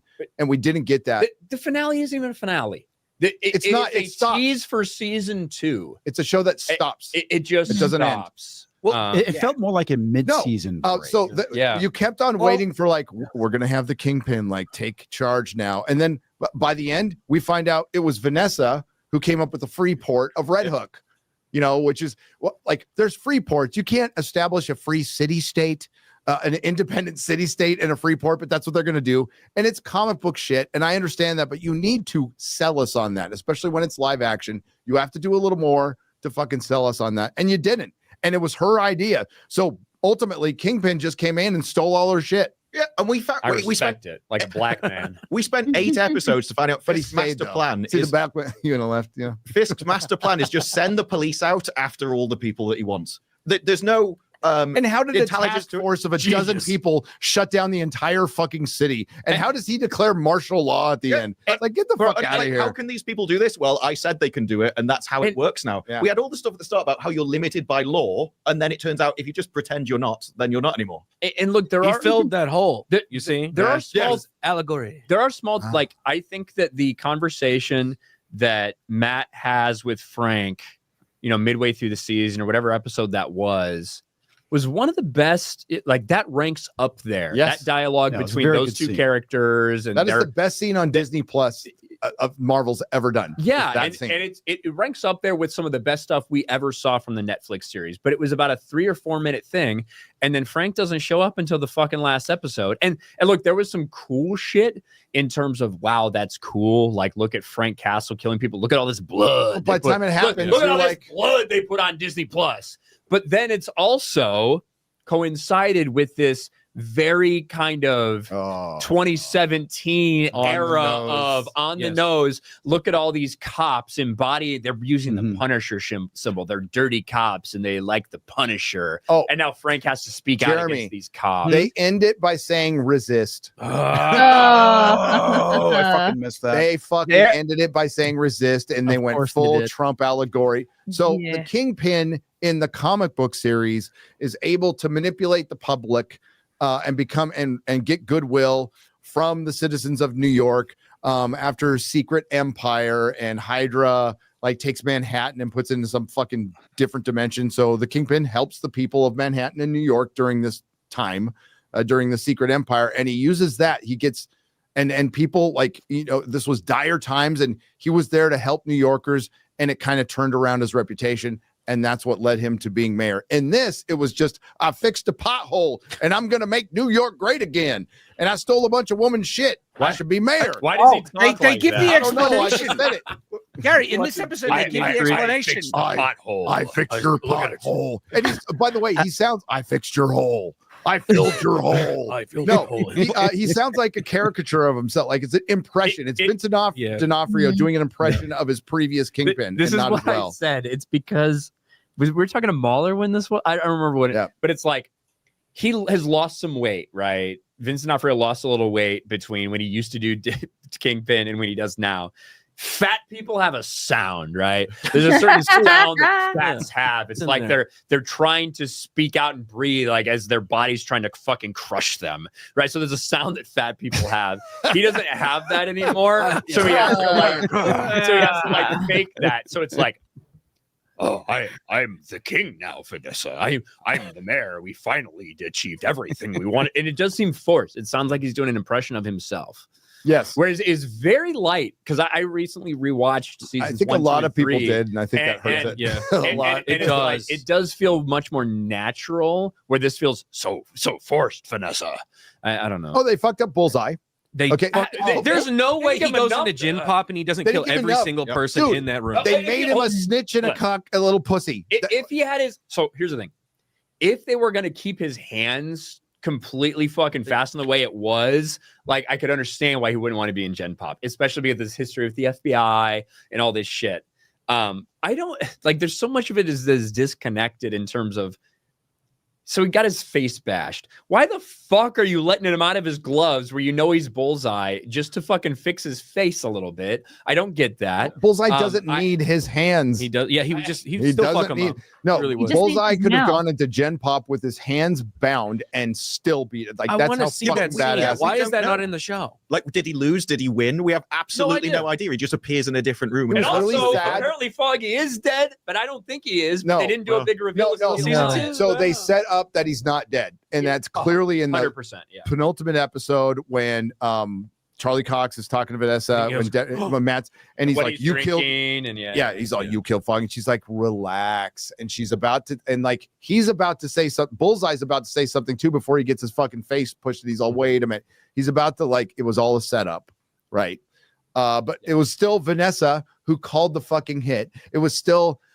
She was there in the position of power where the broken Bullseye who's all drugged up, the little boy, and he's like, "Mommy's there," going, "I'm going to free you now," and that whole fucking position of power. It's like it's all the like Karen Page was the impetus of Daredevil not going in and just recklessly killing himself. Like, you need help.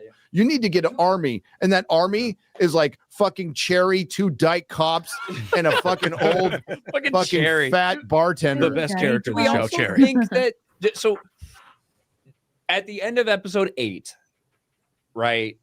Do we think that Matt at this point would have stepped in to prevent Kingpin getting killed that way? I think I think that's an interesting thing to talk about, right? Do we think that Matt at this stage, with everything he now believes, do we think he puts his life on the line to protect Kingpin from being called in the hit Bullseye by Foggy? I'd say no, but he got confirmation that it wasn't Kingpin. Yeah, but for in the show, I honestly have no idea. But look at everything he knows about Kingpin. Well, in the show, are we talking about in the comics? He would. I'm talking about in the show. I don't know this iteration. I don't know. Well, I don't know. He just got done doing a speech about how the system doesn't work, and so you can't send him to prison because that doesn't work. So someone's got to do, and because he wouldn't be killing him, he'd just be letting nature take its course. Yeah. And I think he could justify that to himself. Now it's like we even see that in episode 9 with Frank, and that was some good banter back and forth between them, like during their scenes, and like when all those cops fucking came in to kill him, and he's like, "No, don't do it, Frank." Like with this piece of shit cop, and he is desperately doing everything in his power not to fucking kill this guy. And Frank's like, are you taking bullets for this guy now, Red? You taking bullets for this guy? You taking bullets is that just what you do now? What this guy? Boom, and he blows his fucking head out. Like I get it, but I don't know. Kingpin though, does Daredevil take a bullet for Kingpin with all the evil that he feels like he truly brings to the world? And maybe he feels responsible because he knew that was Bullseye and he knew he was the reason he got out. Like I don't know. I think he's responsible. Well, they're trying to sell it. The Catholic fucking guilt. Yeah. The issue with the guilt though is he killed a load of people. I'm just saying they're trying to sell it that he jumped in front of the bullet more by reflex, like got to save people, and he wasn't really thinking that this is Kingpin, and he just did it. Yeah, he's the right thing to do. And he's like, I'm not sure if it's the right thing that if I did the right thing. The issue with whether he'd save Fisk or not is undercut by he freed a guy from prison who killed a load of people escaping from prison. Yes, and that blood is on Daredevil's hands, who were far less deserving of death than Fisk. Yeah. So I think if he's okay with those people getting killed. I mean, definitely. If you get killed by a fucking tooth, you are useless. Ultimately, Jeremy, they Dark Knight Rises at the end. They shut down the fucking city. They shut down. I want the tunnels closed. I want the tunnels closed. They have a riot, but then they turn all the lights on and like everything's okay. We're just under martial law. We made it through the night. We survived New York, and I love New York. And the reason they shut down the city was because there was an assassination attempt on the mayor, which they would never fucking do. So it's that scene tough down for that. Well, yes.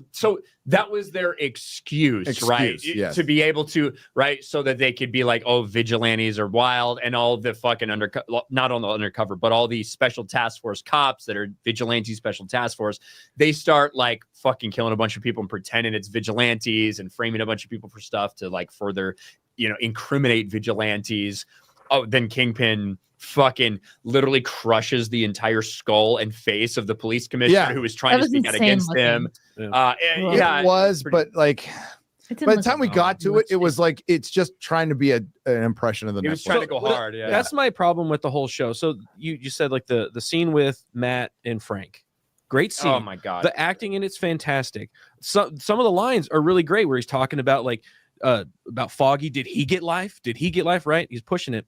But for me, it's still because I watched it twice. I'm on my second watch through because I'm watching it with my kids. I'm sorry, I'm abusing them, but they wanted to watch it, and I'm watching it the second time. The first time I was like, Frank's back. I love what he's doing. This is a great scene. Second time I watch it, it feels hollow to me. It feels like they're putting the middle episode or the middle one. It just feels like they're putting on the face mask of the original Daredevil. They're going, hey, you remember all these things that we like about these two characters? Yeah, it does kind of feel like a spin suit. Because all the things that he's talking about shit that's happening in this show that I don't like. Like, I don't like the Foggy stuff. I don't like Bullseye. I don't like the kind of built up internal strife that Matt's going through. Again, the same thing. I don't know. I just don't like any of that. So what they're talking about specifically in context of the show, I don't care about. I like the two actors. I think most of it for me is I love John Bernthal and Charlie Cox. That's it. Everything in the show is surface level though. They set up some good concepts. So you've got Fisk, who ran a crime boss, organized crime, who's now the mayor, and he could use his criminal contacts to do good in the city. Or you've got the police, where it's like, well, we want to do good, but we're also willing to stretch the law because that doesn't go far enough. And instead, they just entirely jump the shark, and they don't play with that line of where is the good, where is the bad, and where do you go too far. They just immediately start killing innocent people, shoving people's hands in deep fat fryers, and you go from you're either all good or all evil. It's jarring. Yeah, and they set it up as if they're there's going no to play through line with any character. Like even the new characters they introduce, they're like sitcom characters. They just fucking show up and react to things and leave. But I think that the Punisher, the Punisher Daredevil stuff, I do think is good in that because it completely ties into everything we've seen from those characters throughout a couple seasons on Netflix. Like that has always been enough. Yeah, that has always been the back and forth between. But it's a handful of things in an episode and a half. Exactly. It makes me feel like on at the end. You remember these scenes? Yeah. You remember when he's like, you beat him up, you knock him down. I beat him down. They stay down. Like that's like you remember that. You remember that. This is what this is, and it's like it feels still good true, though, because that is the difference between those characters, and it's why it works so well. And anytime you put them in, because they're diametrically opposed in what they think the results should be, but their purpose is the same, right? That's what makes it interesting. Yeah, but the other thing is they're talking about something. Chris, were you going to say something, Chris? No, I was just just Jeremy put up something that I have no idea. I'm not looking at the chat. So What the fuck is what's going on, Jeremy? The chat is obsessed with Chris. Chris like, is passed out. He's asleep. Weekend at Chris Gore's.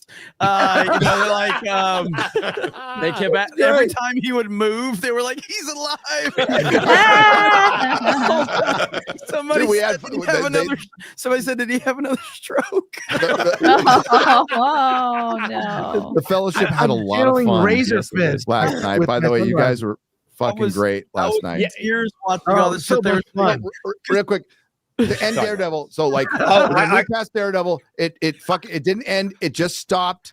And there was all this talk about vigilantes, and there was no fucking vigilantes. There was Daredevil and Punisher at the end. There was nobody else. Puerto Rican White Tiger, right? White Tiger's niece. And like, by the way, I love that they have young diverse teenage Gen Z niece number 1 and young diverse Gen Z teenage niece number 2. It's like, mix in a dude. Do not have any fucking dudes. I know they're from the comics, Wiki Warriors, by the way. Fuck off. There's like one thing that I will give some like exemption for the show in terms of White Tiger, because that guy did die. It feels like kind of right in the middle of filming. Like from basically everything we've seen, like when he died compared to like where it happened, it does feel like he died very suddenly, and who knows what maybe that was supposed to be. So I wish he was that. The way they wrapped that up, he was good. The way they wrapped that up was really dumb. It's like, oh look, there's a bullet with the same marking on it. This must be the killer. And then that's where it comes out of nowhere. There's also some really dumb things in this episode, like so Matt. His best friend just got murdered. It was a clear hit, right? A year ago, and it turns out he never bothered to look into it and find out what Foggy's case was. Till now. Like, are you kidding me? It's like, well, hang on. He had a motion to dismiss, and he got murdered for it. And Matt decided, I was just too distraught. I didn't bother looking in how my friend got murdered. It's like, and that's kind of been my complaint the entire series, is that I feel that Matt feels that Bullseye was taking like revenge or getting back at him and Foggy, right? Or at maybe Daredevil specific, like whatever. I feel like that's been the implication of this entire series from the beginning. And that's why Matt feels so much guilt in being Daredevil. That's why he puts the mask down. That's why he does all this stuff. But we never really got that spelled out. So if that is Matt's thinking, I could 100% understand why he wouldn't necessarily look too deep in some random fucking case that Foggy's involved in, right? If he felt like it was all about revenge, and that was like the point, and that's who fucking Bullseye was, and that's why Bullseye did this. But the problem is we're just missing that element and that aftermath of Foggy's death from this entire thing.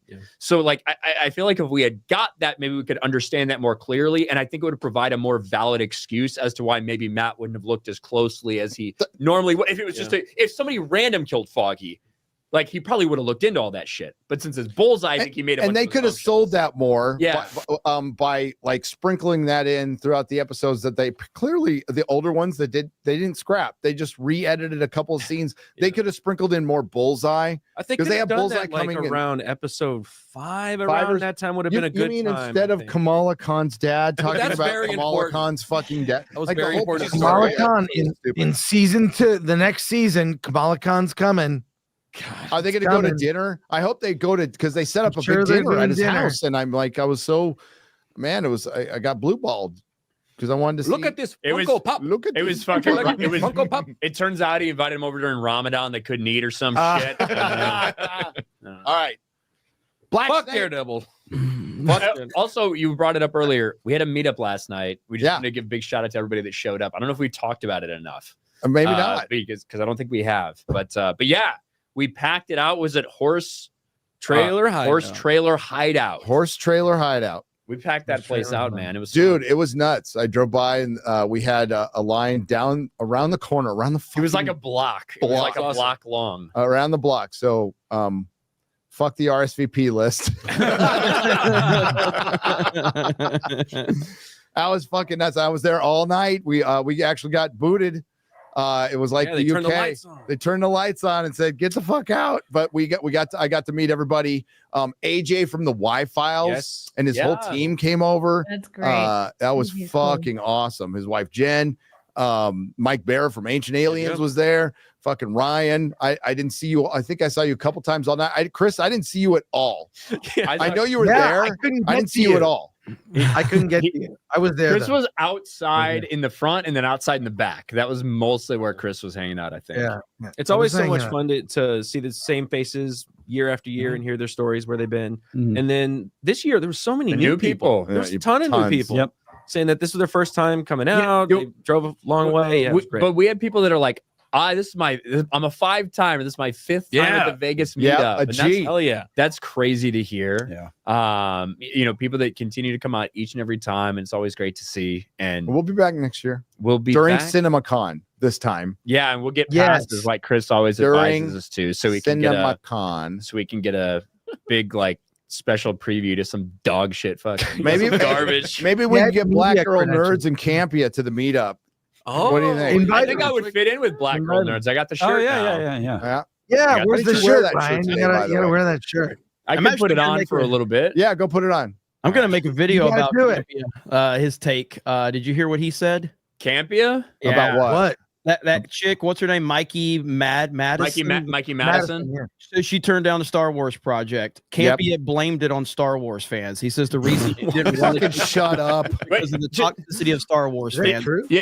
So the truth is even crazier. Mikey Madison won an Oscar. She doesn't need Star Wars. Yeah. Star Wars is a broken brand. No one wants to be part of it. With what we saw from Mikey Madison and Honora, she's been fucked enough times. Why does she need Star Wars?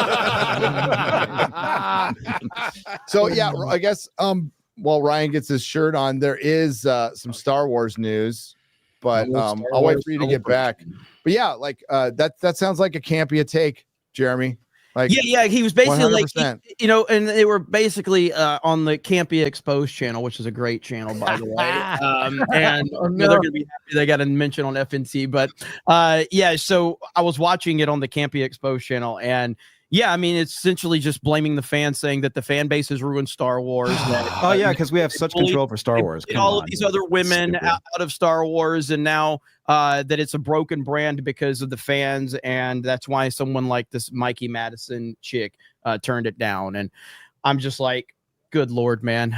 There are people to blame, and it certainly is not the fans. They were all on stage at Star Wars Celebration. An IP is just a name. Negative Star Wars news. Hello? An IP. No, go ahead, Disparu. An IP is just a name. An IP only exists because of the fans. So if the fans are toxic, and they leave, you don't have an IP anymore. You don't have a brand. You've just got a name on a piece of paper. It is the weight of their good opinion that gives you the value in the first place. So their opinion is the only one that matters. You can't attack them for literally anything because by definition they can't be wrong. Well, and Chris was right when he woke up there. I'm just kidding, Chris. I'm just kidding. You are right. The only thing there is to talk about with Star Wars is when a fucking actor either turns something down or mostly when they say something fucking stupid. That's the only Star Wars news we get. There's Star Wars Celebration going on right now. There's a couple announcements. Anybody excited? No, I'm excited. Fun of Pedro Pascal with whatever the fuck he was wearing, though, because holy shit, what was that? Can we get a picture of that? I didn't see it. I want an update on the Rey movie. Dude, the Rey movie, is that happening? Where's the update on the Rey movie? Shouldn't we see a teaser by now? It's still in development. It was announced. And they announced this Ryan Gosling thing. Is that actually gonna happen? Does he need to do that? I don't know. I got my doubts. Yeah, I have my doubts on all of these projects because I feel like what this Star Wars Celebration is announcing a bunch of future canceled projects. Yes. That's all they are. That's all Star Wars news is. You're absolutely right, Jeremy. It's bad news from actors and a bunch of projects that are going to get fucking canceled. Yeah, the Rey movie. We should. What is he wearing? Sorry, this title, Star Wars Starfighter. Is there anything less than what the hell is even that? Holy shit! Oh my god! Is he wearing the bottom of pants? You know what it looks like? Remember when Terrence Howard was on Patrick Bet David show, and he said, when you give up your man card, you can't get it back. Yeah, I'm thinking this is a case of that right now. Yeah, this He's is got like a pirate shirt on the top or something. Shit. What the fuck is that outfit? It looks like boots he's wearing and like weird shorts. What the fuck? Did he make this decision, or did someone trying to ruin his? I don't think he makes his own decision. I think Ryan's deaf, retarded Uber driver designed that outfit for him. Pedro's getting older and he's desperate. He's whatever. Like, please God, please make me relevant. Whatever woman is pegging him right now made this decision. That's what it comes down to, right? This is what kids like, right? This is fucking ridiculous. Fucking stupid. What the fuck is that? No, man. It's weird. That's those have to be boots. Those are boots. They look. Well, like there's boots under there, but there's like the bottom of pants that he just go cut to off. It's hard. It does look like he just cut the pants off at the knees, right? Yeah, it does. And just kept like everything those else. pants that you could zip the bottom off of. Yeah. They turned into shorts. He just wore the bottom part. It looks like something he would wear as Mr. Fantastic that stretches out and looks like normal shorts. But yes, I heard a little bit of what you guys were talking about. The Ryan Reynolds thing, Ryan Gosling and Sean Levy. Honestly, I think it's happening. Yeah. The reason is if you listen to this announcement, Sean Levy goes up there and he's like, listen, this is not just another, he said this. This is not just, we're not just saying it's another project in development. It's going into production this fall. Okay. And like he said that specifically on stage, almost talking about, we know we've announced a lot of things. This is happening. I will say with having Ryan Gosling, who's a legitimate star, much bringing him on stage and announcing it puts a lot more attention than bringing Dave.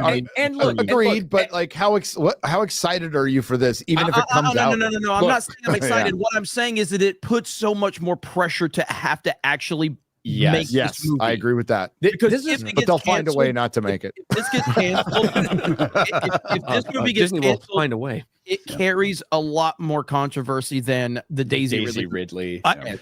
Here's the thing. I think that Sean Levy's coming off Deadpool and Wolverine, $1.5 billion, whatever. He's also attached to Stranger Things. He's one of the big minds behind Stranger Things. Both of those movies relied a lot on nostalgia. Or, well, one's a series, one's a movie, right? Relied a lot on nostalgia.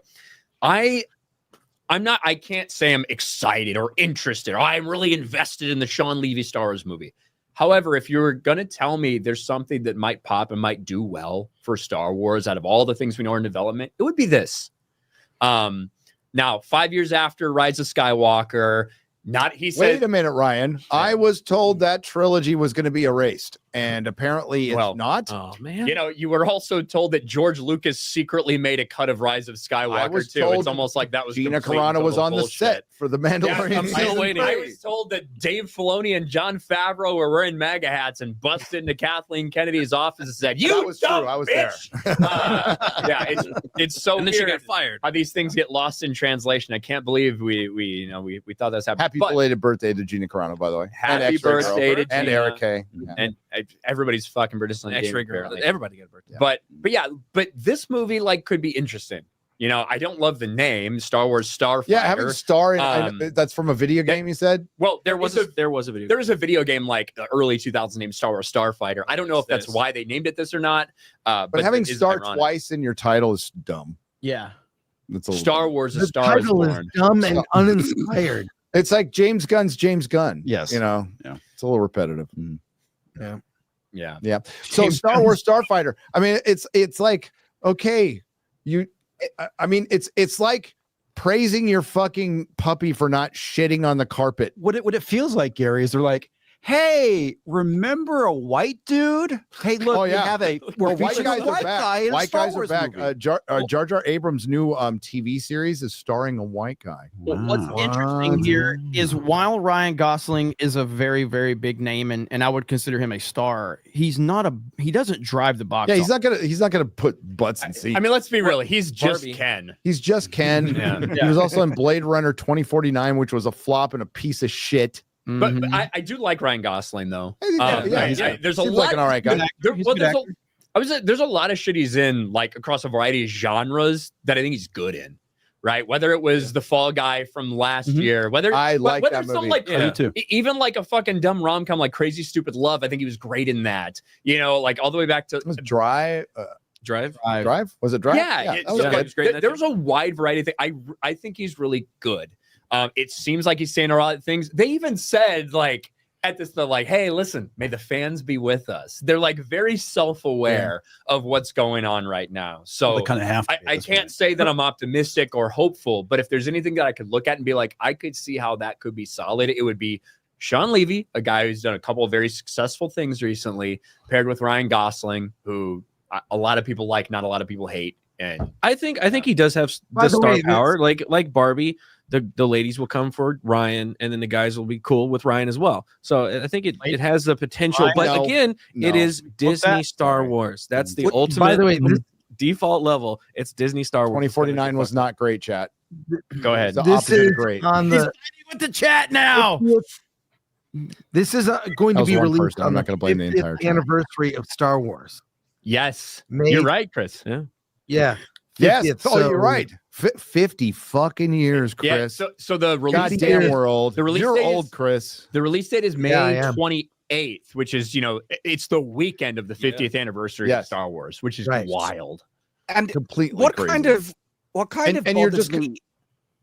Yeah, just say what kind of bothers me about this is that the concept that they're building with, that this is going to focus on the Starfighter stuff, is something that could actually work. It's a part of Star Wars that's quite, fun, but always gets overshadowed by lightsabers and Jedis. Yeah. When A New Hope was mainly a spaceship fighting film, especially with the trench run and taking out the Death Star. But then it shifts to the lightsabers, and so if they focused on it and did a good job, this could be a great Star Wars. But we're thing. talking about. I have no confidence. We're talking about the 50th anniversary. And they're like, okay, we're gonna roll up the most average fucking Star Wars movie we possibly could, just not to suck. Oh, we don't know. Look, I have no confidence. My prediction for this movie, it will be a solid 6.5 out of 10. It'll be like really okay. Bro, it'll be fine. First of all, if we got that would be like feasting for Disney Star Wars retards. No, but yes, it would. But that's how they celebrate their 50th fucking anniversary. Yeah. So to Shad's point, I think that when Patty Jenkins announced they were doing Rogue Squadron, that all kind of fell apart. But no, it's still technically maybe happening at some point in the future, whatever. Like the Rogue Squadron books from Michael Stackpole, and then the Ray Squadron books subsequently from Aaron Alston in the Expanded Universe. They're some of the best books out there, and they don't rely on, it's all about Luke and Han and Leia and the Force. No, it's about Wedge Antilles, right? A very kind of side character in the original movies. People know that they know the name, but it's not like it's one of the main characters.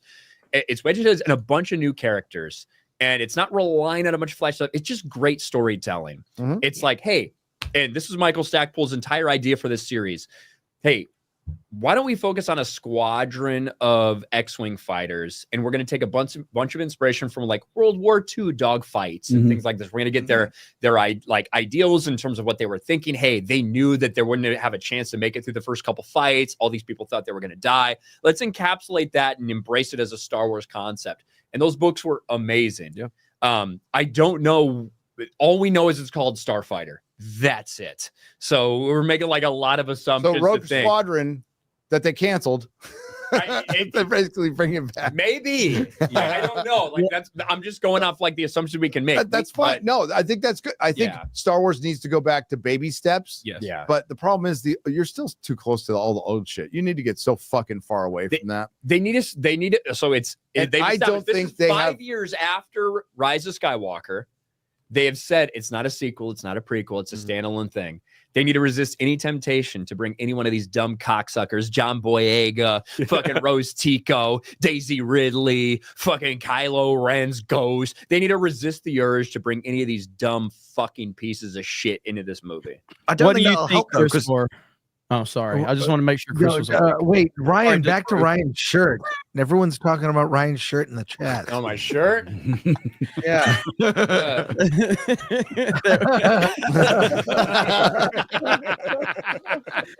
Oh, God. What's strange about it?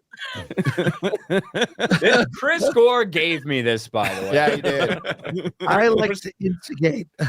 Chris Gore's like, I saw this shirt and I just thought of you. I think it was just made for you. I almost misread being for banging, and that changed the meaning. Well, I mean, Ryan's not against it, so against banging a black woman, yeah. In general, I am. There are some exceptions, but yeah. There are some exceptions, but like in general. Hey, I hear there's some pizza in the next room, so I got a bolt, Gary. I'll see you guys somewhere in Vegas. Let me know where you guys are going to be. Are you going to leave? I'm going to be out early. What? I think I might leave. What? Fucking Chris. Go get save me some pizza. But you shove him in a fucking closet and you're like, I can't believe you want to leave. Pineapples for you, Gary. I told them you have to get pineapple. Pizza there is pineapple pizza. Let's fucking go. It's out there. All right. Sub to Film Thread. Make fun of me all you want. Love you guys. I'll see you later in Vegas somewhere. You dominated the chat, Chris.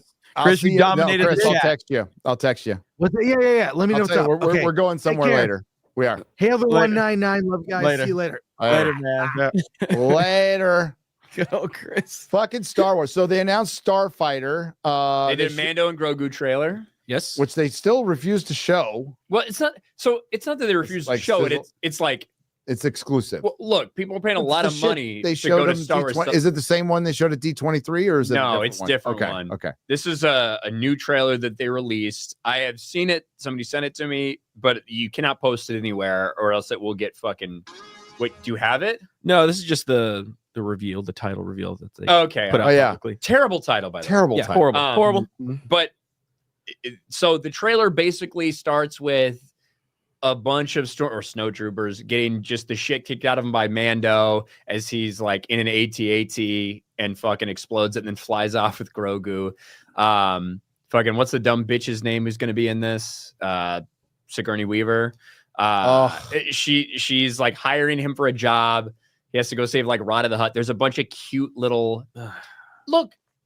Baby Yoda's swimming. Baby Yoda's stealing food. Baby Yoda's eating popcorn. The novelty Baby is Yoda gone. destroyed a mouse droid. They're leaning heavily into that shit. Nobody gives a fuck. That's all they have, and they don't realize that it's over. The novelty's gone. Doesn't matter. It was like 8 years ago. Like I really want these movies to come out because I do think they're going to underperform. I really do. I know, Disparu, you had something earlier. You got interrupted. Go ahead. Oh, that was just that even if they don't put the cast members in from the sequel trilogy, it will still be linked in people's minds. That it always will be. Time difference or anything else, you can't separate it from that. And so, yeah, I think that's why you've essentially damaged the brand too much to separate it. So even if you tried to reboot it and jumped into the future or the past, I think people would still have that brand damage associated with them. I agree. Can outside of the hardcore fans who you completely pissed off by canceling the EU, is there an appetite for Star Wars as a brand outside of Han, Luke, and Leia? And that's still a big fucking question right now. I think right now been answered. No. Look, Mandalorian when it first came out was really big, and I don't think TV for streaming. Agreed, but it was huge. It was huge. It went beyond just like a little streaming thing. It captured. It was a thing in college, and it was the time. It was COVID. Like a lot of things played into that. It was a Baby Yoda. Yes, baby. That's what I'm saying. But like, it was relevant, and I do think that it was a below average show. I've criticized Mandalorian a lot. Agreed. And I think, but you're saying season 2, right? I'm saying season 1. Season 1. I'm saying season 1. Okay. Season 2, I feel like was lesser than season 1. I feel like it was held up and bolstered by fucking dumbass, fucking retarded cameos. I think it was watched by more people though. Definitely watched by more people. I think because of the word of mouth from the first season, and because Disney Plus had more subscribers, it was probably watched by more people. But that was just a cameo fest. That had nothing to do with the story. That was, oh, look, Ahsoka, and she name drops Thrawn, and Boba Fett, and Bo-Katan, and Luke Skywalker. And it was a mess. Mando season 2 was a fucking mess. It was a house of cards. We said it at the end of this. I said it on this show. It's a fucking house of cards, just like Force Awakens. It's about to come crumbling down, because it's so shallow. And it turns out that the same exact writing that went into season 3, but they ran out of cameos. And all the cameos they had were Jack Black and fucking Lizzo and Christopher Lloyd being the South will rise again. Your argument, like Mandalorian is a fucking derivative Boba Fett. Yep. Baby Yoda, derivative Yoda. Then they had to fill it full of fucking bunch cameos. Yes. And then when they went back to we're just going to have those two, we had season 3, which is complete shit. and they tried to go off of, bringing people in from fucking, Clone Wars and Rebels and all that. And you're trying to play to a base that's not that big. Now you're in the theater. You need big, you need the name. You need it to, you can't just have a Star Wars movie come out and make $400 million. And like, that's probably what Mandalorian and Grogu's going to make. $550 million, $400 million, something like that. I'm interested to see what it's going to be. That's fucking, this is Star Wars. I know. I wanted to come out and do those numbers because they can't. There's no spin that you can put on a $500 million Mandalorian movie that fails that bad. Oh, they'll just blame fans and racism again. That is true. There's a lot of things I want to know about it. I want to see how it does the box office. I also want to know how much it cost because look, this was supposed to be season 4 of The Mandalorian. Yes, that they've bastardized and crunched and reformed into a movie, and it's not going to work. And look, the one shining positive that Disney Star Wars has when it comes to some of these shows is that they're relatively cheap to make, right? Mandalorian, fucking Obi-Wan Kenobi, the ones they filmed on the volume are pretty cheap to make compared to everything else that's being made right now. And those are like $90, $100 million things. So if, and this is a big if they took the same tactics for this movie that they took for the first couple seasons, what did this movie only cost them $100 million to make? I don't necessarily believe that to be true, but that's what I would do, right? If I were them and I saw all our fucking declining returns and all this shit, I would say, and I see the success of Moana 2 at the box office. If I'm Disney heads, if I'm Lucas, I'm like, look, I know we're supposed to put, let's just fucking make this fucking thing a movie just like we did the Moana 2, and let's just put it out and see what it does. Yeah. It can't be any worse than what we're doing now. And like realistically, that potentially, even if it make $500 million, if you only spent that much, it'd be profitable. Doesn't mean to be good. Stop the bleeding, it's good. But the problem is every time they stop the bleeding, they just rip open the fucking cut. They stab themselves again. Stab themselves again. It's a new wound. I have no answer. I think they will underperform. I don't think Star Wars arguably wasn't a very strong brand outside of Han, Luke, and Leia, and that's been proven time and time again. The prequels were all there, but that's fucking Darth Vader. That's the origin of Darth Vader. That's still connected to the OT. You get further away from the OT, and you had a hardcore fan base that would have shepherded people in that you pissed off day one. I disagree. I think there is a world where Star Wars can be huge without Han, Luke, and Leia. I love them. It already was, but it already can be huge with the expanding universe. All those stories, I think they could be brought up. We have many the games. prequels were huge, by the way. Many games. Let me see, the prequels were not huge, but that's the Skywalker saga. I wouldn't. They made a lot of bad decisions in canceling things. I mean, look at Star Wars 1313, which was the gameplay footage that we saw was fantastic. We had was it Underworld that they were working on that got canceled? Yeah. KOTOR is huge. So, hold on. That's what I mean. Underworld is like a different story. And Underworld was George Lucas shooting for the moon, and he wasn't going to get what he fucking wanted. I remember when they were like, he had dude, Ronald D. Moore wrote scripts. Frank Darabont wrote scripts. I mean, he had like top tier fucking writers, but he wanted to. What wasn't talked about in that article was he wanted a network to commit to 5 seasons. No fucking network was going to do that for anybody ever. And like that's one of the things that I was like rolling my eyes at when people are talking about this new Star Wars thing that came 2 months ago. It's like, we knew this shit in like 2013. George came out and said like all these things and $40 million an episode sounds crazy.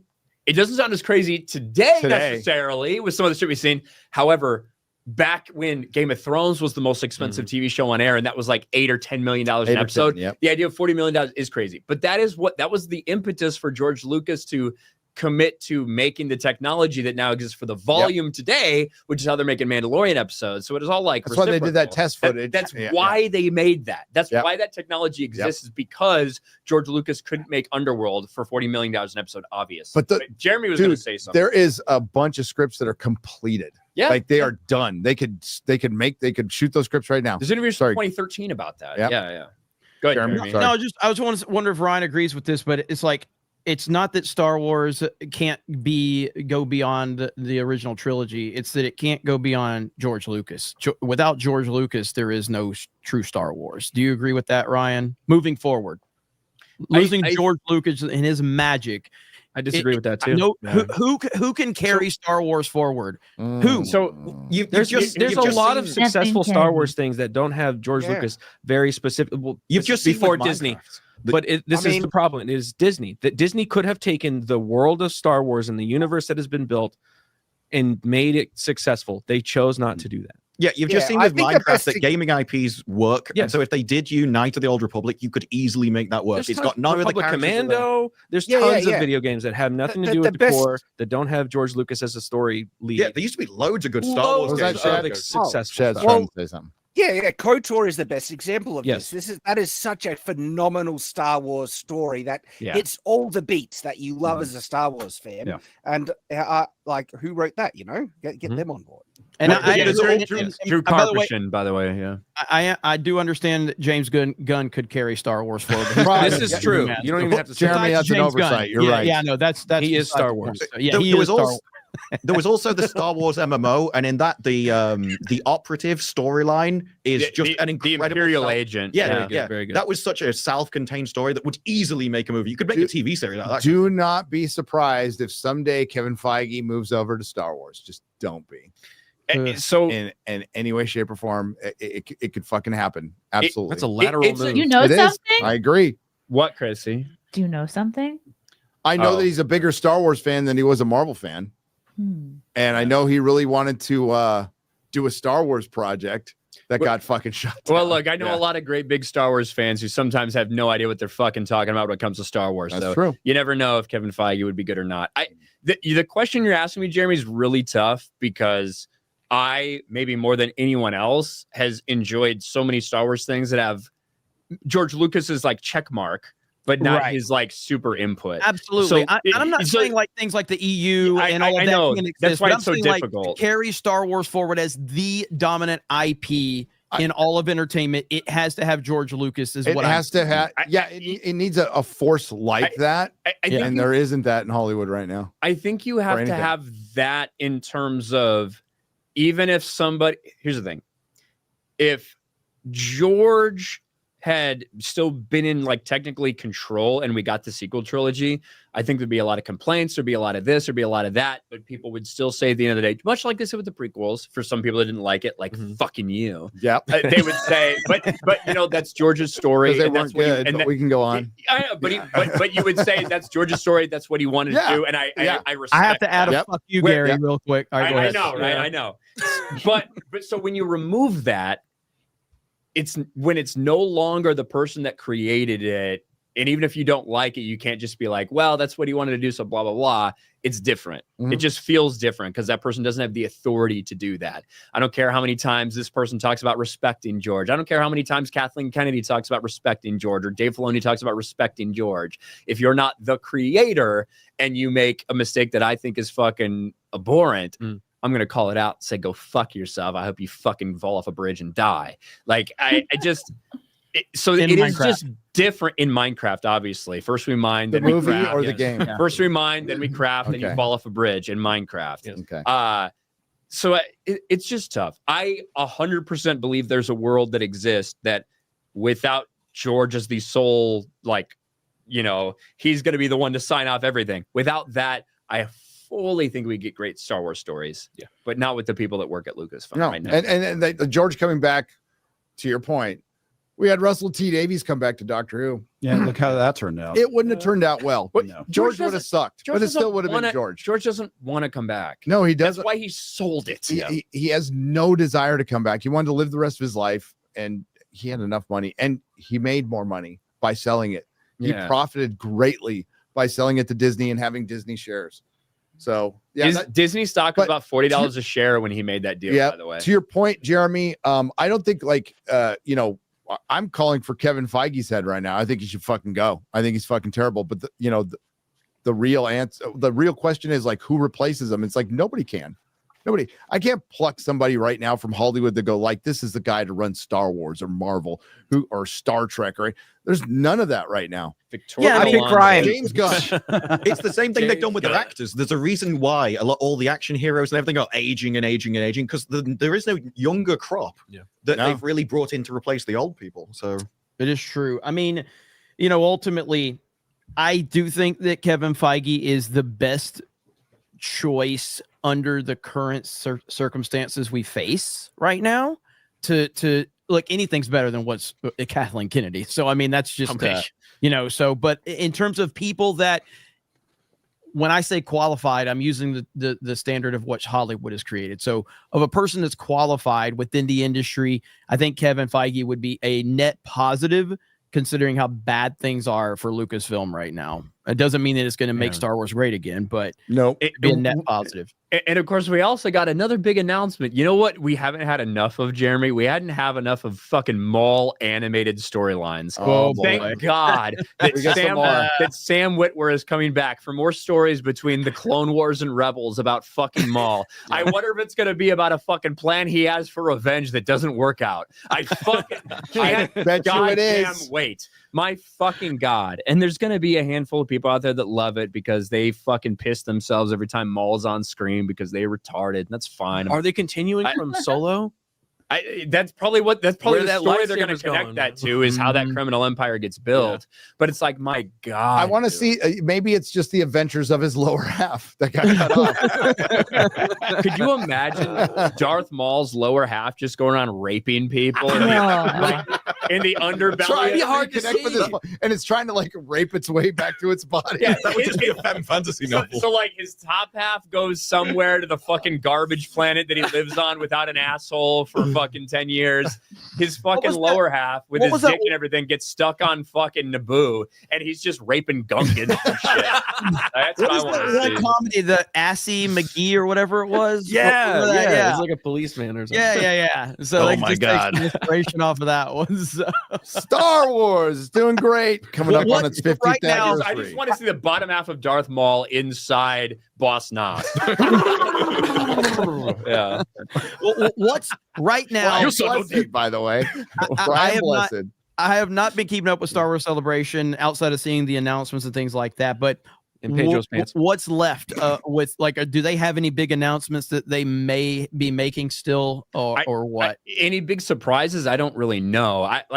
I feel like very actually disconnected from this because Star Wars Celebration happened when we were doing our meetup last night because it's in Japan and the time differences and everything. So I had to catch up on a couple of the big things. I have not been paying attention to it all that much, but what is there to fucking celebrate? I wish I could be excited for Star Wars, man. I wish I could. I spent a lot of my life being excited for new Star Wars stuff. It's just not the case anymore. So, hey, Lucasfilm, you should hire Ryan Kennel. Yeah, there you go. Yep.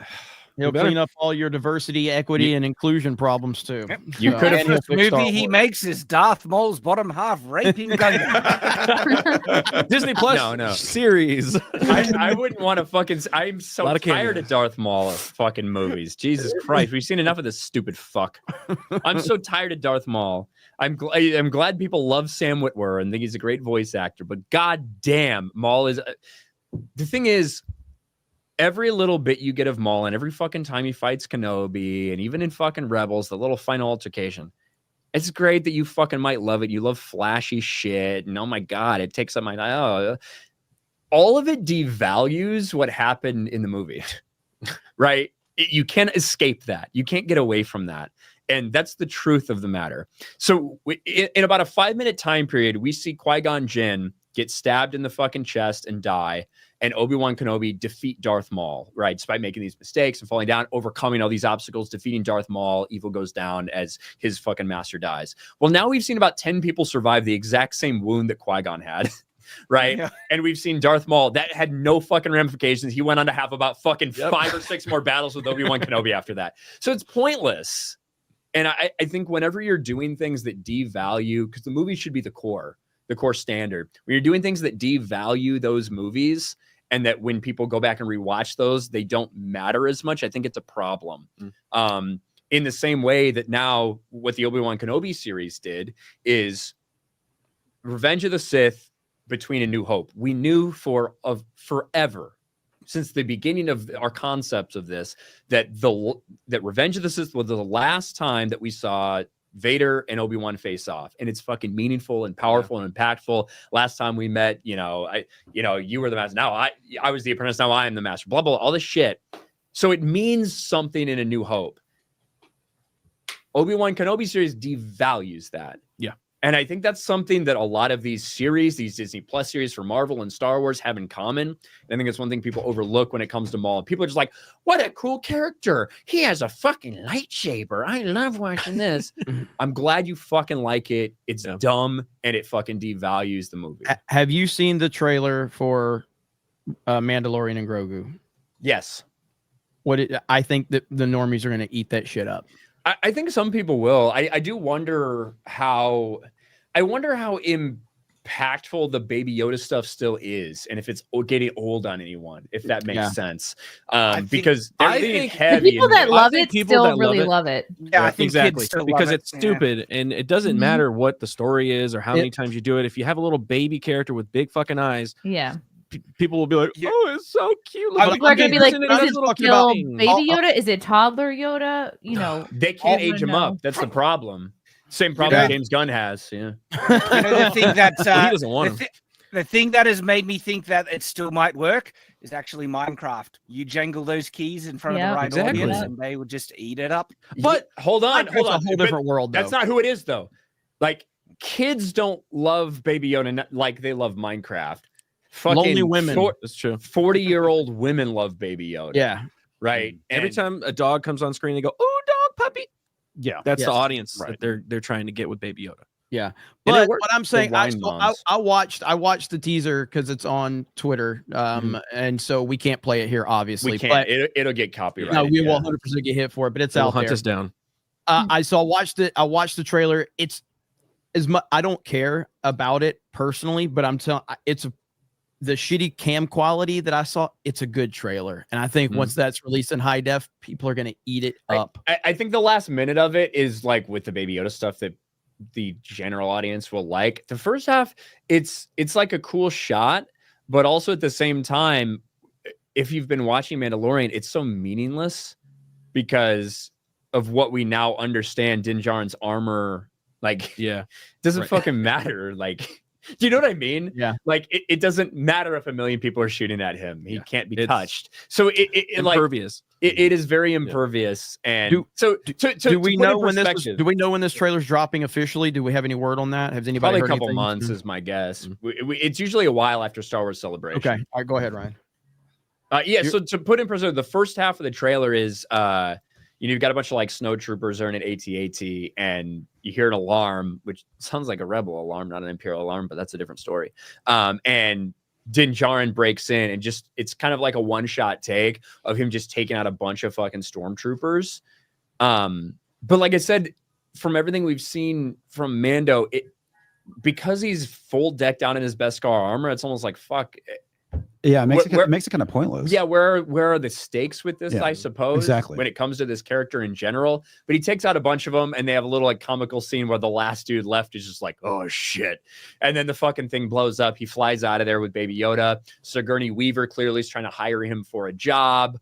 There's a couple other scenes of Baby Yoda swimming and Baby Yoda destroying a mouse droid with the Force, and Baby Yoda trying to steal Sigourney Weaver's food and her stopping him because, oh, look at the baby, and like all this shit. And then ultimately, the little tag on the end is you get a brief view of Rada the Hutt as like a fucking gladiator because of all the things, Jeremy, you know what Star Wars fans were really asking for was a repeat of the fucking storyline from the original Clone Wars movie. God, what I saw in the theater, God, that was so bad. Even Clone I can't wait to see Stinky again. I can't believe we saw that. We're like, Star Wars is done, man. It really needs to stay away for a while. It can go made a whole lower. fucking series off it. Oh my God. Yeah, it's actually good compared to now. Hi, I'm back. Hey, Gary, how you doing? You still look gay, so I can't wait to see. Well, I mean, coming from you, I mean, I guess you're an expert, so I guess you know. Yeah, there we go. God, that's great, dude. I'm telling you, so, like he was sitting there, like he went like 5 minutes and didn't move, and the chat was like, "Is he dead? Is he all right?" You know, and like they were like, "Oh, you know, a little tired." Where is he now? Could you do a wellness check? He would move just a little bit, and the chat was like, "He's alive!" And everybody's cheering. He's going back to his hotel room to freaking pass out. That's what he's doing. That was great. Prince. All right. Before we get to soups, I have to bitch about Black Snape a little more with Ryan and Quarter Black, because it became official. They tried to sneak it in with all the other casting that's pretty good. It's exactly. They're like surrounded by as many white people as you possibly can. It's exactly what I felt like they wanted to do. Yes. Right. And I said this for a long time was they didn't want it to be like little onesie twosie things. That's why they didn't want John Lithgow confirming it. They definitely wanted to announce it as a whole so they could sneak in Snape with all the other and good castings. I actually think there's like a lot of other. I think there's a lot of other very good castings for this series, but unfortunately, they made Snape black. Yeah. So one of the most important characters of the series, most complex characters, doesn't look anything like his iconic look, and more importantly, changes the entire theme of the fucking story, especially what he's involved in, because while racism is dealt with in the show in other ways through allegory, Ryan, as you know, bigotry is dealt with in the Harry Potter series. Race has absolutely nothing to do with it. It like race is a forgotten thing. There's a handful except for house elves. Yes, good. Yeah, they deserve to be there. What I mean is human races. The human races, okay. Human races, black, and there's a reason for that. It's because guess what? During this time in the fucking UK in 1991, when this series is set to start, it's like 97% white, which is why racism is a fucking non-issue. There's a handful of people of color, fucking a couple black characters, a couple Indian characters, an Asian character here, there. Could have had expanded roles, and that have great roles or whatever. But like the race is in their description, but it's not effort because except for Cho Chang, right? Because this is supposed to be like there is a story about bigotry in Harry Potter, but it has nothing to do with race. It has everything to do with blood status and blood purity. That's how it's addressed in the story itself, and by changing a character like Snape to black in this era with this type of storytelling, it will be impossible not to recontextualize everything about him, from the reason that he's bullied, from the reason that people like he's strung up in a tree. That's a little awkward when the races are different. It just is. Even that though, that is an American cultural thing that we didn't have over there. It's true. Like, why is that even? But it's going to affect. Oh yeah, and that's why it's been just because you guys didn't. Yes, I think Disparu has.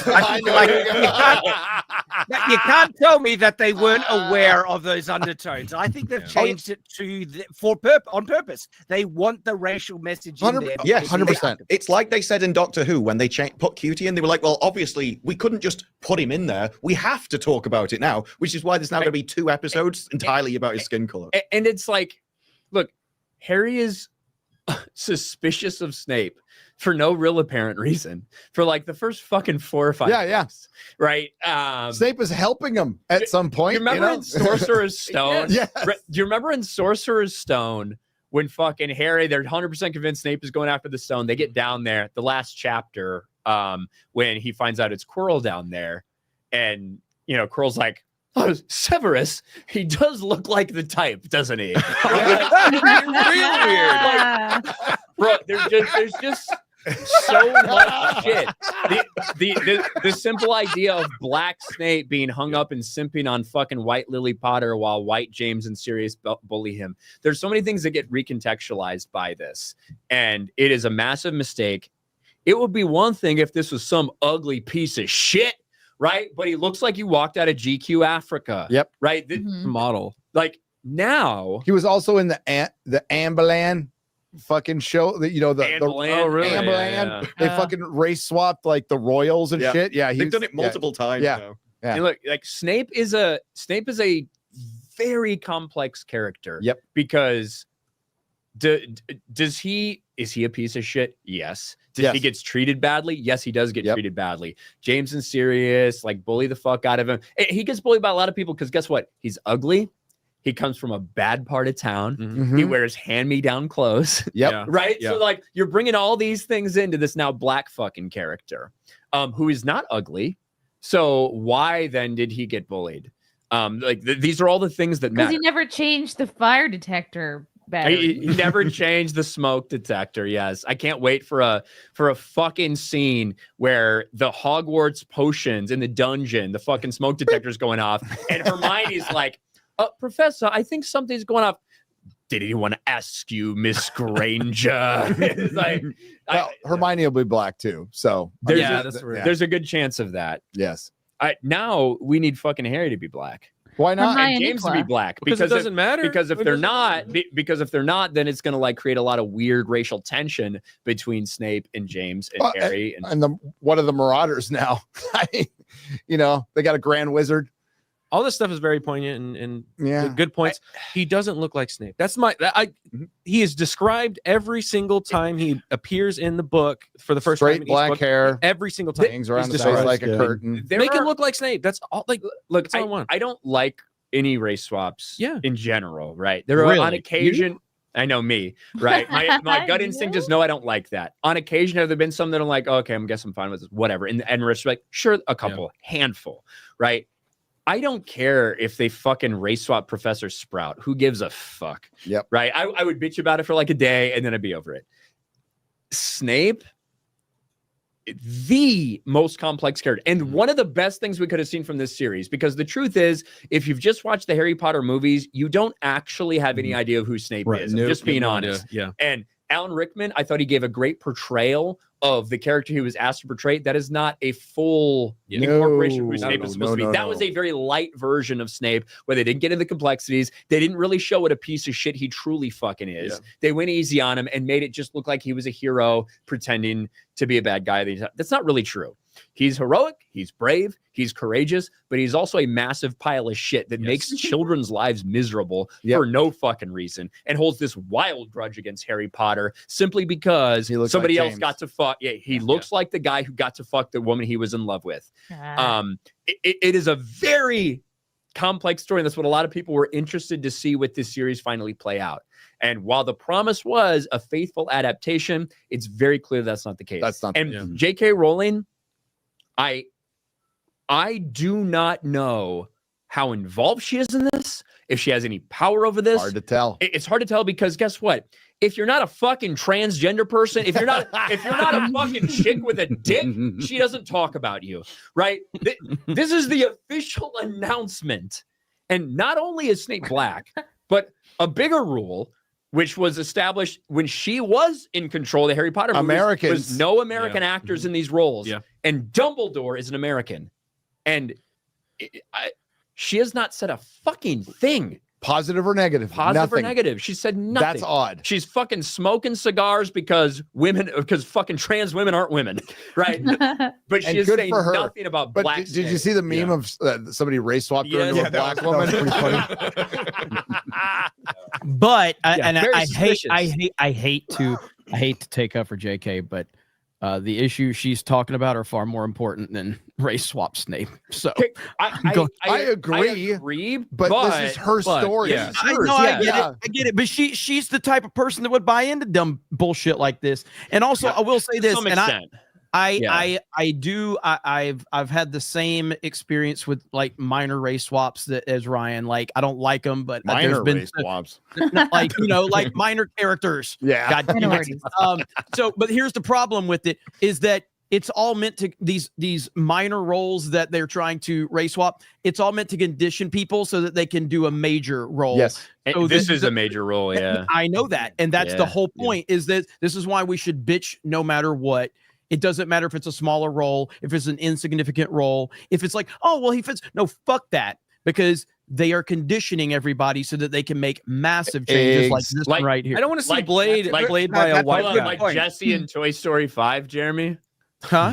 Like Jesse in Toy Story 5. No, man. I was hoping I'd get more anger out of that one. You got like no views on it. Well, I didn't have any notifications either. So that might be it, yeah. I thought that thumbnail was great. That's why I made the wrestling video for it in that place, so I'd get the notification for that one, because I thought the Toy Story one wouldn't need it, and that one flopped. But it doesn't fucking matter. When they're race swapping like historical figures, that's a problem. Jeremy, I mean, that's a problem. Doesn't matter. But like doing it with Snape is 100% an ideological decision based on identity politics to create conversation, create marketing, to also make it less white. Like every reason you can possibly think of, it was a marketing decision. He is not the right person to play Snape in any way, shape, or form. They knew that from the get-go. And that's why it's like female Silver Surfer, but much worse, 1,000 times worse, because as Ryan pointed out last week, you fundamentally change the character. So you're not like, in the simplest terms, you're not getting a faithful adaptation. So like the reason Rings of Power fan, or not Rings, but there's no fans of that. Lord of the Rings fans, when we saw the casting for Rings of Power, we're like, well, if they're being this careless with the casting, with the way Tolkien meticulously built his world, then they're going to rip the plot apart. They're going to rip the books apart. So this 100%. Will not be a faithful adaptation of the book. Yeah, it shows that they do. This will be a heroic fucking Snape. This will be a heroic, a pure hero, a pure hero, Snape. And sympathetic the entire time. And that's kind of what we got in the movies, which was like, I understand do it in the movies because you don't have the time necessary to do all the build up and all the like the true minutia.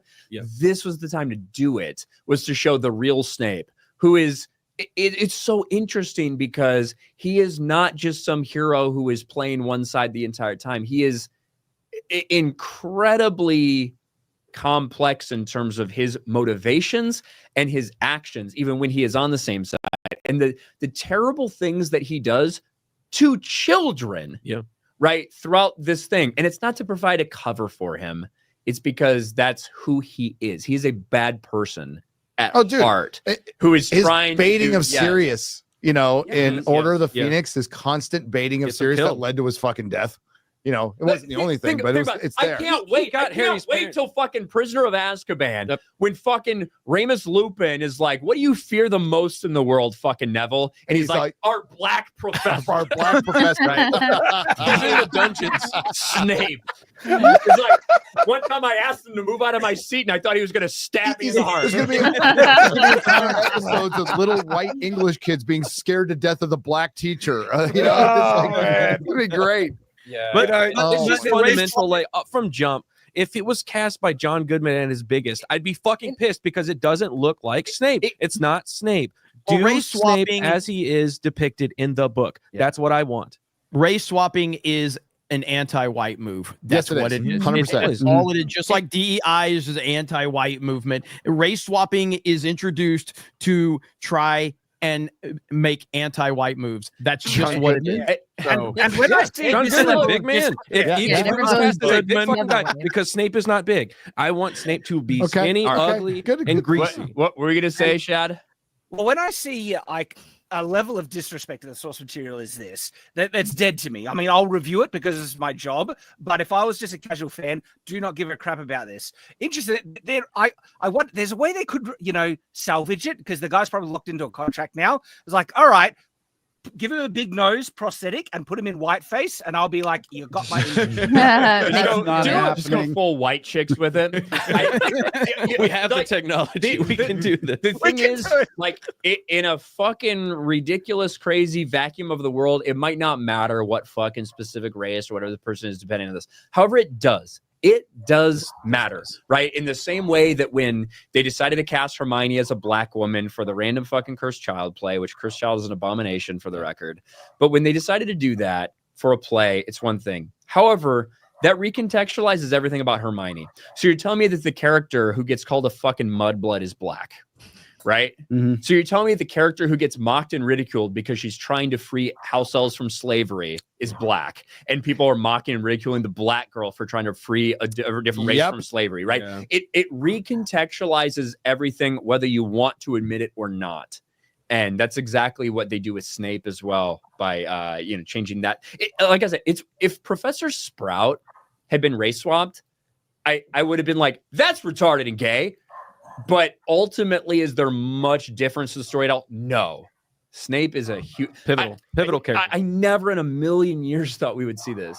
Like, one of the characters that is the most well described and defined in the books in terms of their physical whitest appearance. fucking character in the book. Yes. Well, they didn't say white in the book, except for pale and sallow. Snape is and I say this like truly, Snape is a fucking white incel, right? Like that. That's like who he is. And I don't mean that like the term that fucking everybody uses, but that's who he is, right? Yep. He had one fucking love in Lily Potter, and he felt in large part due to potentially his actions, she ended up fucking dying despite his efforts to try to fucking save her. He didn't care about her husband, hated her husband, didn't care about her fucking kid, desperately tried to save her and didn't fucking work. Now, in retrospect, he is the one that actually saved her son because of that one request that he has no idea that he actually did. But like, that is him.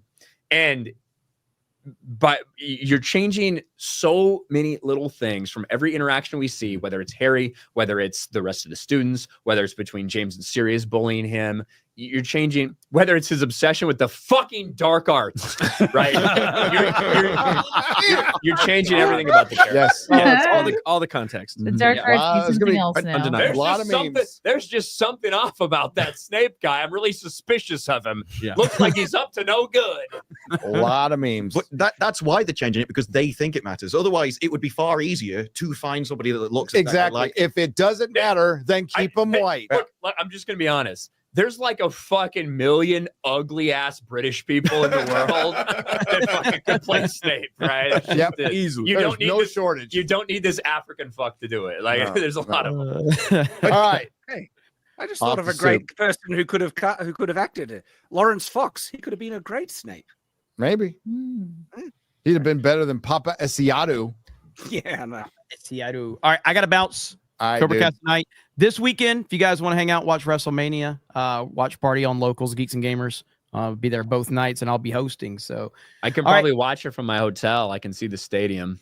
Hey, it's gonna be. Maybe you'll have to hop on and give us your point of view. Or we'll be fucking running around on Fremont Street. Yeah, we'll see. But I'll see you guys tonight. Cobra Cast. Hail FNT. And hail Gary's gay jacket. Bye, everyone. Bye, Jeremy. Prequels are awesome. It looks good, Gary. man. Jacket's fucking awesome. Prequels are awesome. Fuck you, Gary. Do you think I'm worried about anybody who fucking wears pre-torn fucking jeans and hey, I have Orion on my side because his favorite Star Wars movie is Revenge of the Sith. So it is, yeah. I love. I'm sorry, you guys have bad taste. Empire's a better movie. Objectively, it's the best better movie. That's an easy. I'm not arguing. Empire Strikes Back is the best Star Wars movie, but Revenge of the Sith is my favorite Star Wars movie. I don't think it's bad. Live, you tried to straw man us. But I think Revenge of the Sith is the best of the prequels for sure. Novelization's better. Yeah, that's better than the novelization of Revenge of the Sith is something that anybody who calls themselves a Star Wars fan should read at some point in their lives. Yep, absolutely. If you can read. If you can read. Well, you can have somebody read it to you. You could use an audio book. Get the audio book. Yeah. Speaking of people who can't read, I'll see you guys. Go prep for D-Gay Cobra. All right, Nerdrotic. Hold on, Jeremy. Somebody said, hold on, Jeremy. Somebody had a super chat today. I know you didn't watch me and Jay and Daily because why would you? I don't watch you and Beardo when you're on. Yeah. But somebody had a great Rumble rant, and they said, if Katy Perry and all the other people are astronauts for spending 10 minutes in space, then that makes Jeremy a proctologist.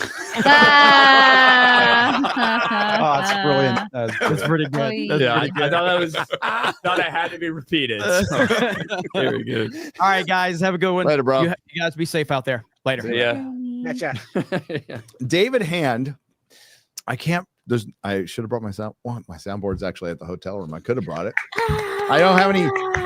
David Hand has gifted 20 Nerdrotic memberships for $100. Thank you. Thank you. Our next watch party, I don't know. We got a Clarkson's Farm release schedule. It releases in a couple of weeks. Yeah, a couple of weeks. So they're doing in 3 parts throughout the month, right? So I think they're doing a couple of episodes, 3 episodes every 2 weeks, every week. I'll be covering all of it. The greatest show on television returns next month. Clarkson's Farm season 4. I can't fucking wait. I'm gonna rewatch all the seasons. Mobland is pretty decent. I think you should check it out. It's not as good as The Gentleman. It's a Guy Ritchie thing, but it's pretty good. It's pretty good. I'm liking it so far. For the first couple episodes, I called it Mobland. Mobland. Bro, like Tom Hardy, Pierce Brosnan, solid. You know?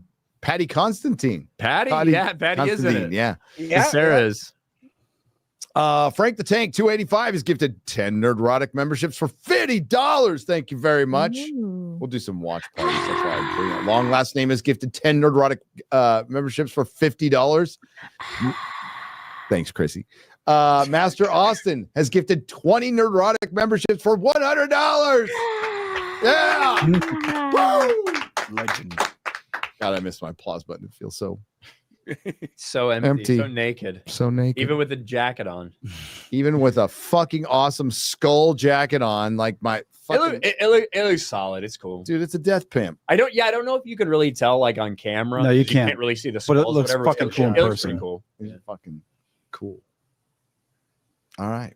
I feel like it was appropriate for a wedding because it's essentially the death of your soul. You know? Yeah. It was a nice wedding. It was very nice. It was sweet. It was sweet, short, to the point, and two people. I did hold back on the jokes. Like, are you sure? Yeah, and like for two people, it was very like crazy. Like if you try to explain that to anybody, it's like, hey, I just went to a fucking wedding from two people who have been watching this show that we've been doing, and it was officiated by Gary. It's like such a strange turn of events, but it was a really sweet ceremony, and happy for them. Chief City and Hora Murata, two people who have been watching us for forever and a big part of the community. So it is very cool. It is. Holy shit, Ryan can't be sentimental. He can. Yeah. Well, drinking, so. when we do the meetup, that's true. We tend to get that way at the meetups because I was talking to AJ at the Y-Files, because he had never been. He's kind of a shy guy, so he's never been to anything like this. I'm like, dude, come out. You'll be the biggest rock star there. But the thing is, it's real because we sit here and we'll sit in our rooms and talk to ourselves, and it makes it tangible. And honestly, I recommend any content creator do it. Go meet with some people for free. Don't fucking. The whole impetus for doing a meetup is there was another creator who I won't mention, John Campia, who was charging people to see him. I'm like, that's fucking gay. We should do it I do it as a thank you. It's not anything other than you guys have given me this crazy fucking job later in my life that it's all gravy. So I was talking to AJ about it. It makes it real. You see, a face to the name, and hopefully it makes you grateful.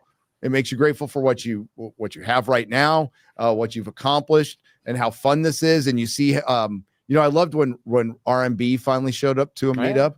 And he was like, and he was talking up the fellowship on Campia and everywhere else going, no, these are really fucking good people. The stuff we've been saying forever. That's why we get pissed when people go after you, right? Because we know you're just fans. You're not just a bunch of fucking bigot. Well, maybe a little bit. Brian's a bigot, but not everybody's a bigot. Maybe bigot adjacent.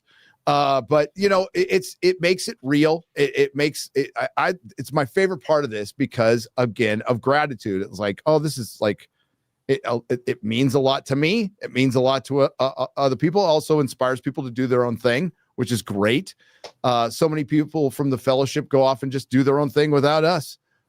Iron Oxide is out there doing his thing. It's fucking great to see. So it's a lot of, and it's fun. It's fun. So it's the least we could do is throw you a party. We do it in Vegas. There's MegaCon. UK, you're next.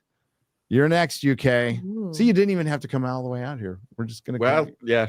Well, that was the thing. I had such a good time in London the first time. That's why I started coming out here in the because there is nothing like those events. Because you see 1,000 views and it's just a number. Then when you actually pack them into a room and you just see just how many people 1,000 is, it's very difficult to visualize numbers into people. Because if you thought of us like a stadium watching your video, it's kind of wild thought in itself. Crazy. Yeah. And I think it's good that it's something we don't get used to. Because I think it's really good to stay grounded. And believe me, the chat keeps us grounded every single day. And it's good. Because we are a bunch of fucking retards. But it's tons of fun, and you provide you've provided all of us with this really fun life, and it's really fun to share it with you. And thank you. It's just it's a woeful way of saying thank you. I wish I could do more. It's just interesting and crazy, and like you said, it's really humbling, and I think it's good to do this and stay that way because look, there's creators that are way bigger than all of us, that have way bigger channels than us, that if they did something like this, they wouldn't have nearly as many people show up because it's just not quite the same relationship. I guess the camaraderie we kind of do have with the chat in and of itself. So it is cool. Yeah. That's why a lot of people show up to Chrissy's events. Yeah, I mean, that's why you should go to Chrissy's fucking stand-up events right there. That's right. I don't have a hard time envisioning 100 people watching my video. So do I. Hey, but like, we had a group of creators that came out to this who were like, they kind of watch us and they're familiar with us, but they never seen this stuff, and they were kind of blown away because they were shocked that we like packed out this place. They do some events and things like that, and they got crazy sub counts. So it's cool, and it's a testament to everybody that's been around and seeing people that have been to these things 5 times. 5 times. Yeah, 5 times coming out here, whether you're a local, whether you travel to here, it's really cool and humbling. We always appreciate the hell out of it to see you guys at all these things, whether it's here, Orlando. Yeah, wherever. There were people that I met in London that I then met again in Vegas and Orlando. Yeah, so yeah. they really travel. And that is one thing that I can't even flex about how far I came to the event. When people are like, yeah, I drove 18 hours to get here. So they spent longer traveling in their own country than I did. Yeah, we have people who drove from Louisiana. People drove from. Well, I mean, Jeremy didn't come to this, or he would have drove from Florida because he's a fucking in one retard. day. But yeah, in one day. Yeah. So thank you, everyone.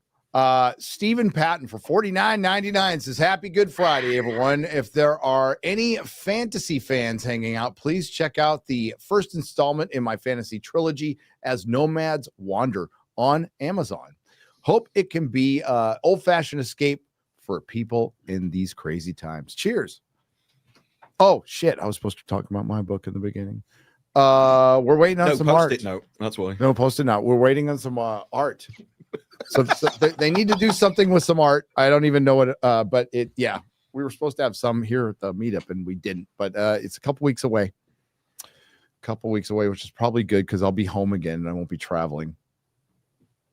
So I'll keep you updated. Mikey Gussler for Fitty says, Campia. Thank you, Mikey. Mikey's gonna, you know what? You know who's gonna be the biggest fan of James Gunn's Superman? Mikey Gussler. Mikey fucking Gussler. I doubt it. Yeah. Campia recently said that Mickey Madison was offered a role. Mikey. Sorry, my bad.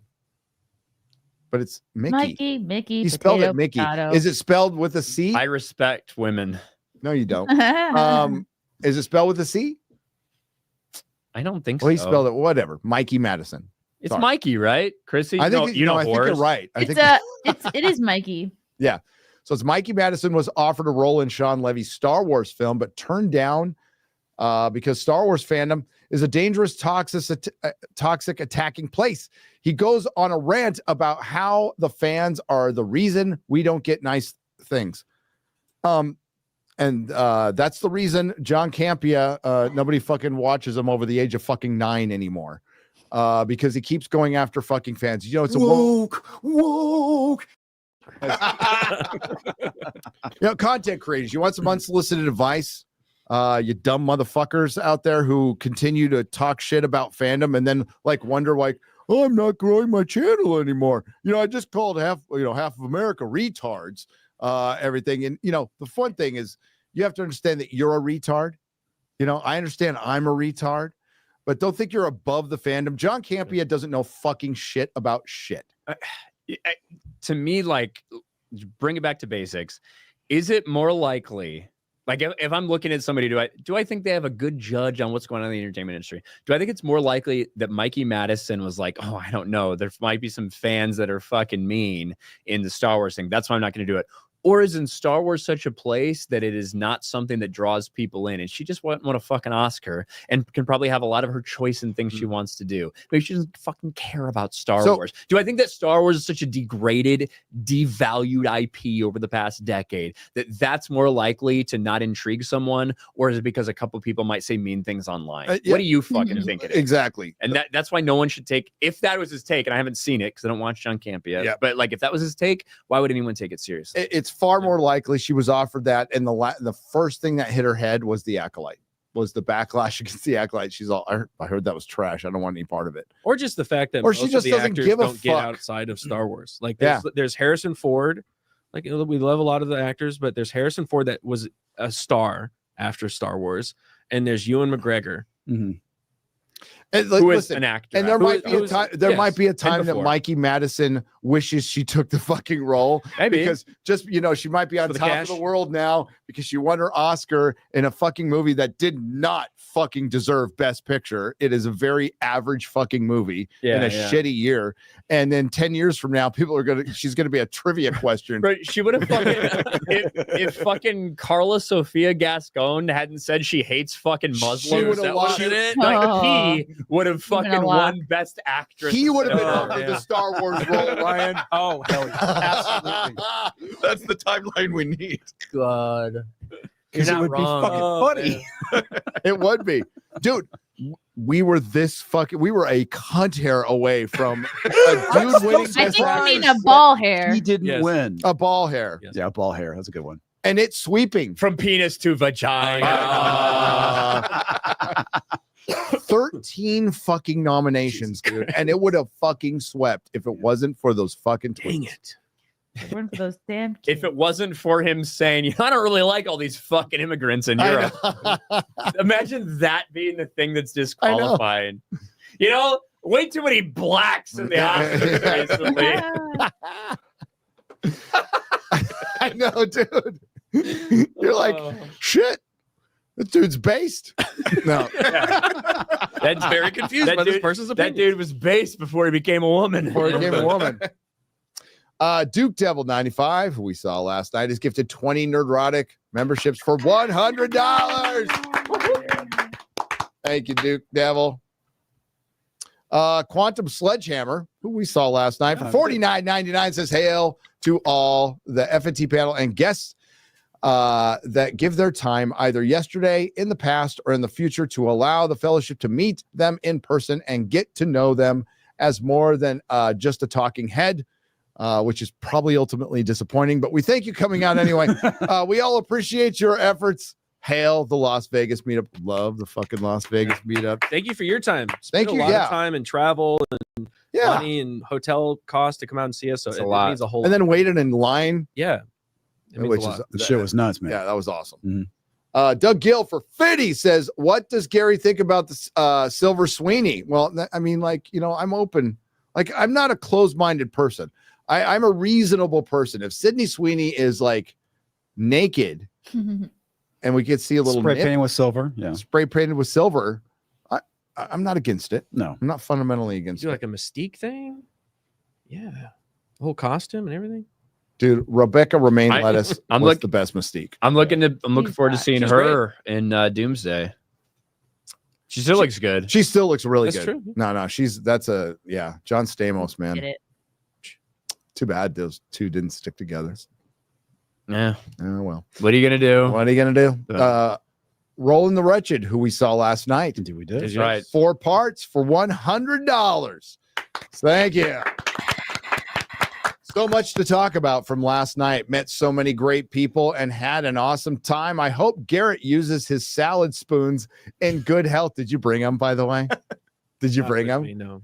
Just be gentle when using them on Gary. Congrats to Horror Amarada and Black Aragorn. May your marriage be blessed. Oh, that's adorable. The perfect amount of alcohol for Ryan is 7 drinks. He spent about 4 minutes talking with me and didn't break into a profanity-laced tirade. He also agreed last night was not the gayest meetup ever. We need Jeremy, Dan Vosk, and Az for that to be the gayest. That is true. He said, "Is this the gayest meetup ever?" I was like, look, Jeremy's not here. I don't think we can officially call it that. So I was really hoping X-Ray Girl was going to show up hugging Frost's beaver, but it didn't happen. Sorry, X-Ray. You have given me one joke, and I am going to beat it to death. Not that we never do that. Disparu cut his hair and took the only thing that made him stand out, being a lesbian. Today's read. What, 2 times ago when I cut my hair, you all went, well, now you look more like a lesbian somehow. More like a lesbian, to be honest with you. I can't win either way. I do. Today's read, Proverbs 27:9. A sweet fellowship refreshes the soul. Hail FNQ Fellowship, chat, mods, Little Thor, and rest in peace, pizza time. Dan Vosk is complete. Dan Voss completely man buns are gay will be completed when hell freezes over. or when Wins a Winner comes out. Until next time, so long, gay boys. Yay. Bye. We could all be Ryan's driver. Bro,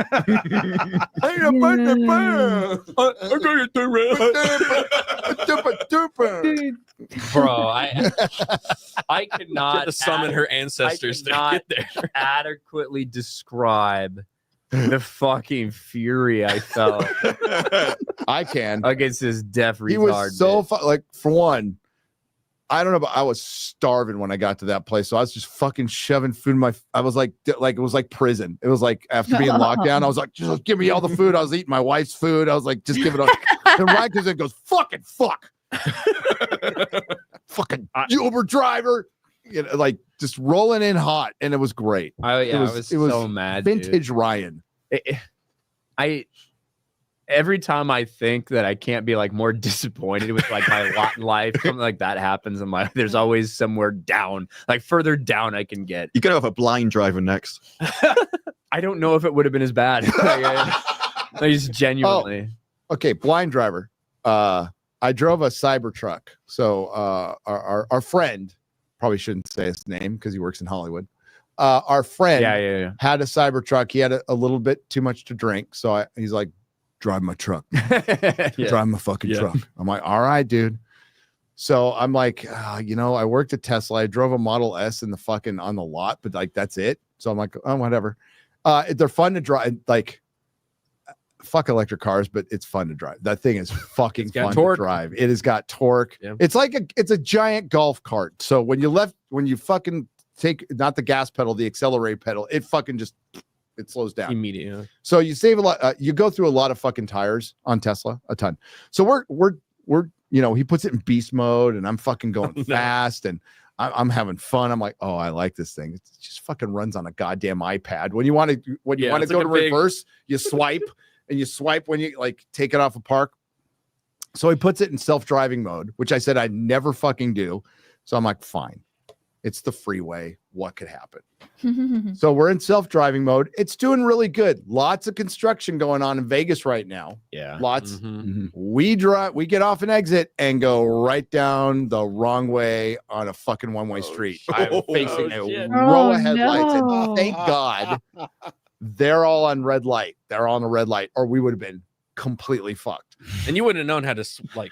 No, I hit the button. Reverse, or you'd be like, I don't. Instinct kicked in, and I hit the button because anything you hit will take it off of self-drive, I guess. But I hit the button and just fucking. I had a shot to turn. So it's an access road to get on the freeway, and there's one way this way, one way that way, and I saw an out to get on the other side of the. But I'm still blocking a bunch of fucking people. Yeah. So I'm being that asshole in a fucking Tesla truck. And I'm like, fuck it.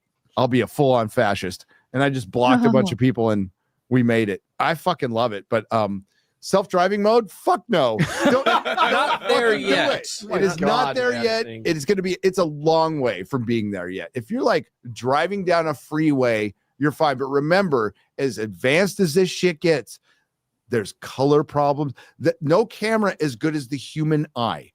No camera. GPS exposed just how stupid people are. Yeah. Because people were like following whatever it said, no matter how bad it was. People drove off bridges because it couldn't tell depth, and they were just like, turn right. Yeah. Okay. So, Gary, I don't know. I trust a camera more than your eyes. Hey, my fucking eyes saved our ass. Okay, my blind ass saved our ass because I could see a bunch of headlights coming at me. I'm like, oh, that's not good. Bright lights, bad. That's wrong. Shad will do anything to justify AI every time. Buy a Cybertruck all day long. Just don't put that self-drive shit on. I'm actually with you, Gary. I do not trust self-driving cars. I think putting AI and robots is a mistake. They deserve to be in a subservient box that you keep it in and you get to control. But the thing is, I like long road trips, and the thought of like every couple 100 miles sitting at a fucking charging station for a half an hour to 40 minutes. Fuck that shit. Like, no. I like burning fossil fuels. I do. Just a fan of it. Yeah, it's fun. Like doing it. Like something very cathartic. We can pull up a Randall Carlson podcast where he spends 2 hours talking about CO2 is good. You actually need to drive your fucking car more, and it makes perfect sense. It makes perfect sense. All right, that's the Cybertruck story. It was really fucking fun to drive though, dude. Yeah. Andrew CR on the Streamlabs side, 2 parts for $100. Gamey, take my money. Grogu swims better than Captain Falcon African American. They changed the dialogue on the Fantastic Flop trailer. They were going to say your planet is now marked for death because Galactus is tired of seeing Pedro Pascal on everything. Well, that would have made me feel different about it, and I probably would have liked it. Last week, he was watching Gladiator 2 and said, all right, fuck this shit. As the legendary Eddie Vedder once said, there's no such thing as a legendary Eddie fucking Vedder. Come on. Eddie Vedder. Eddie Vedder. Hell, Eddie Vedder, big Cubs fan. His best performance ever is Someday We'll Go All the Way. Big Cubs fan. At Wrigley, live at Wrigley. So, gotta always like Eddie Vedder for his Cubs love. Fuck Eddie Vedder. Come on. Stupid fucking retarded Cubs love. I don't go. Because that's fucking from San Diego. Guess what? Then someday we did go all the way, and the Padres have yet to do so. You're right. I get why you're bitter. So whatever. At least we're not 150 fucking years old and named after a baby fucking bear. You're named after a bunch of fucking child molesters.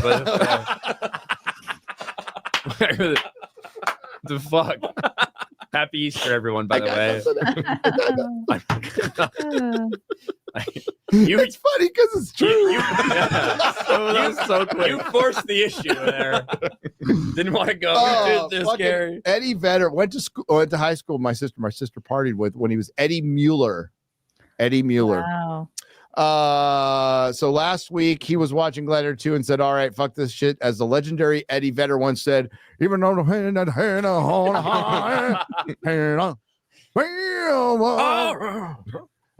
even Claude mozzarella butterflies, oh little gnome, so his cheese them away. Superman, him again is laugh again. I like Eddie Vedder. Fuck Eddie Vedder. He can't speak. Dude, one of the best SNL skits though is when they had Bob Dylan, Tom Petty. Oh my god, yeah. And who else was it? The Mumblers. God damn, that's so fucking funny. I like Tom Petty. Oh hell yeah. Bob Dylan, whatever. Bruce Springsteen sucks. Tom Eddie Petty's Vedder great. sucks. Tom Petty's great. Tom Petty was great. Tom Petty was legit great. Love Tom Petty. You know, it's really good. John Fogerty. I like John Fogerty too. Well, CCR. Big fan. Can't understand a lot of the shit he says either. Nope. There's a baboon on the right. It's in the heart. You probably liked him. He had a whole song about fucking heroin. Yeah. I love CCR. John Fogerty. Looking out my back door. He's got a whole song about baseball. That's right. Put me in, coach. I'm ready to play today. Yeah. I don't think. What is it? Tambourines and elephants are playing in the band. Won't you take a ride on the flying spoon? Do. Yeah. Out my back door, right? Out my back door. Yeah. That's a great song. Is that about anal? It is. It's Actually, totally out. It's totally about fucking heroin. It has to be. Yes, it The is. flying spoon. Yeah. Half the songs in the 60s were about. But when it's like there's giants doing cartwheels, statues wearing high heels. It's like basically this fucking trip that he's going on, looking out his back door. Yeah. So it's good. CCR, man. CCR. Good stuff. Mm-hmm. Drunken Emerald Arrow for $200. Whoa! Damn. We saw him last night. FNT crew, great to see you all again. Ready for karaoke tonight? Hail the Fellowship and hail the 199. Well, tonight, I guess I could announce it. We're going to be on Fremont Street. Ooh. Running around Fremont. I don't know exactly where we're going to meet. I guess we could meet in front of the D. All right. Oh. I don't know where that. A big D. The D is where they have a Lord of the Rings slot machine. So that's where I want to go. I want to go check it out. But yeah. So I guess does the D really exist? Let me check. Yeah. It does. Somebody in the chat said John Fogerty has never seen the rain.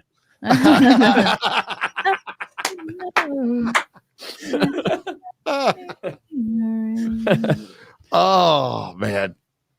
I remember his comeback in the 80s when he, with center field and they played that at every fucking baseball game for the next 15 years. It's a great baseball song. It's a great baseball song. John Murdoch by the way, go Padres. John Murdoch for $49.99. Hey, Jeremy is on FNT. Hail chat. Hail FNT. Hail the 199. Hail. And Jeremy's gone. Iron Oxide for $100. What's up, brother? Saw him last night. And his lovely lady. Hail to another awesome Vegas meetup. Gents, see some of you at karaoke later. No pressure, but anyone who pusses out is fucking gay. Where's it at? It's on Fremont. It's on Fremont. Is that that Cat's Meow place? All right. Yeah, we're gonna be around. We're gonna be around Fremont tonight. We'll be around Fremont tonight. Fremont is fun. It's a fucking freak show, and that's why we like it. Half naked chicks fucking playing with ropes and shit. Last time we saw, she had the tassels on her titties, and she was doing the fucking thing and make it go. There's always a bunch of fucking weirdos down there, so it's good. Yep, we'll fit right in. Mr. Blue Sky for $55. It's a great number, by the way. It's Junior Seau's number. May he rest in peace. What up, y'all? Bummed I couldn't make it to the first meetup. To my first meetup, looked like fun. It was. Next time, I'm starting to think they make these casting decisions as cover so they can call all of us racist of some kind. Yeah, I mean, part of it. It's to create conversation for sure. And maybe because it's required. Yeah, that is an element as well. It might be true. Like these fucking ridiculous things they have in place that require this many fucking black people in prominent roles. Who fucking knows? Who knows? It doesn't really matter at the end of the day because it's bullshit. Racists of some kind. When they feed us slop and we reject it. If Daredevil isn't telling of this, I don't know what is. No talent left in Hollywood. It's sad. Yeah.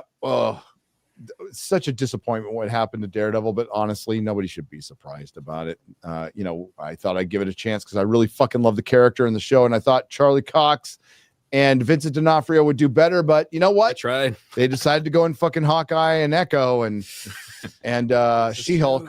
I think the most surprising thing for me was they kept saying that, well, we've got control of these episodes, and this was a holdover before. And then you reach them and nothing changes. There's no tone change. No. It's not obvious that they had control over it at that point. Alec Baldwin's figure has gifted 50 Nerdrotic membership for $250. So him as well. He never misses. He never misses. We saw him last night too. Diego Salazar for 2,000 Argentinian pesos. James Gunn doesn't do what James Gunn does for James Gunn. James Gunn does what James Gunn does because James Gunn is James Gunn. I completely agree with that. And I think that's a great description. I think that's a great description. Peace be upon James Gunn. Peace be upon him. Yeah, James Gunn is king. Yes. Yes. There you go. Red Mage 13th. Thank you. Who was that? From the other room. I was close. Well, the Asian had to do the math for me. Yeah. For Fitty says, had a great time at the meetup, stayed until close and talked to a lot of people. Gary, thanks for taking the time to briefly chat and give your advice from your experience as a comic shop owner. Enjoy the Vegas weekend. Hail FNT. Yeah, I remember talking to you. You had a shop. My genius advice was, if you're going to sell books and comic books, read them. A lot of comic shop owners don't. Avenue Studios on the Streamlabs side for Fitty says, hail Gary and FNT, longtime lurker, collaborator with the Moonskull Muppet and friends of Epicverse. Shilling for our upcoming show starts next Thursday. Eldamon, the Gatekeepers, live. Oh, what is this, Garrett? What's this? Tabletop RPG. Thank you. RPG. With audience interaction. Tabletop RPG with audience interaction. Okay. Thanks. There you go. There you go. Teaser video dropped yesterday. Cheers. Aruka Fire for Fitty. It's a rant because New Devil May Cry is crap. Yeah. Dante is barely in it. Demons are an immigration allegory. I heard about that. No. And bad guys are right-wing government people. Demons look like the good guys. Holy shit. They just won't stop. No, they won't. Oh my God. Blackguard 4 for Fitty says, one of my biggest complaints for superhero movies in general is that they tend to kill the villain. That's not how comics work. The villains either escape or get captured to break out of prison. Another issue for the heroes to fight again. Yes. That's why Batman doesn't kill the Joker, or you wouldn't have any more fucking Joker stories. Grace Soul 81 for 50 says, this is my first Vegas meetup that I missed. Shout out to Radioactive Cash. We saw Cash. Good seeing that. Mr. and Mrs. Manowar, Jay, Mr. J, and all the others I chilled with over the years, including the FNT crew. Till next time. We didn't see Mr. and Mrs. Manowar this year, but he was there. No, I thought they were there. No, he didn't say hi to me. Yeah, he was there. He was there. Really? Yeah. I didn't see him. Manowar 665, the neighbor of the he beast. wasn't there because he didn't chastise me. That's right. No, he always chastises us. He's always come up. You guys suck. You're pieces of shit. Every time. Shit every time he sees us. Quelndar on the Streamlabs side for $250. Damn. Why am I so interested in hearing y'all talk about all these movies and shows I have no interest in? Something to ponder. Hail the Fellowship. Hail. I heard that a lot. A lot of people are like, well, we don't watch this shit. We just want to watch you. I'm like, well, thank you. Wow. Cole Hauser, a raw for 100 Canadian pesos. Hail FNT. I agree with Ryan. I love being black too. Praise Ara. There we go. Neil Oakley for 50 British pounds, proper money, says no one cares, new characters or old ones, EU narratives. They all have ruined the Lucas's lore and his mythology. The longer it goes on, the less the older fans won't care. Get Gareth Edwards to write and Tony Gilroy to direct George Lucas's ideas. That probably wouldn't be a bad idea. Yeah. I just don't know. Like Andor comes out. I love this sentence. The less the old fans won't care. Did I get that wrong? I think it's a double negative. Yeah. I just love the principle. The less the old fans won't care. Yeah.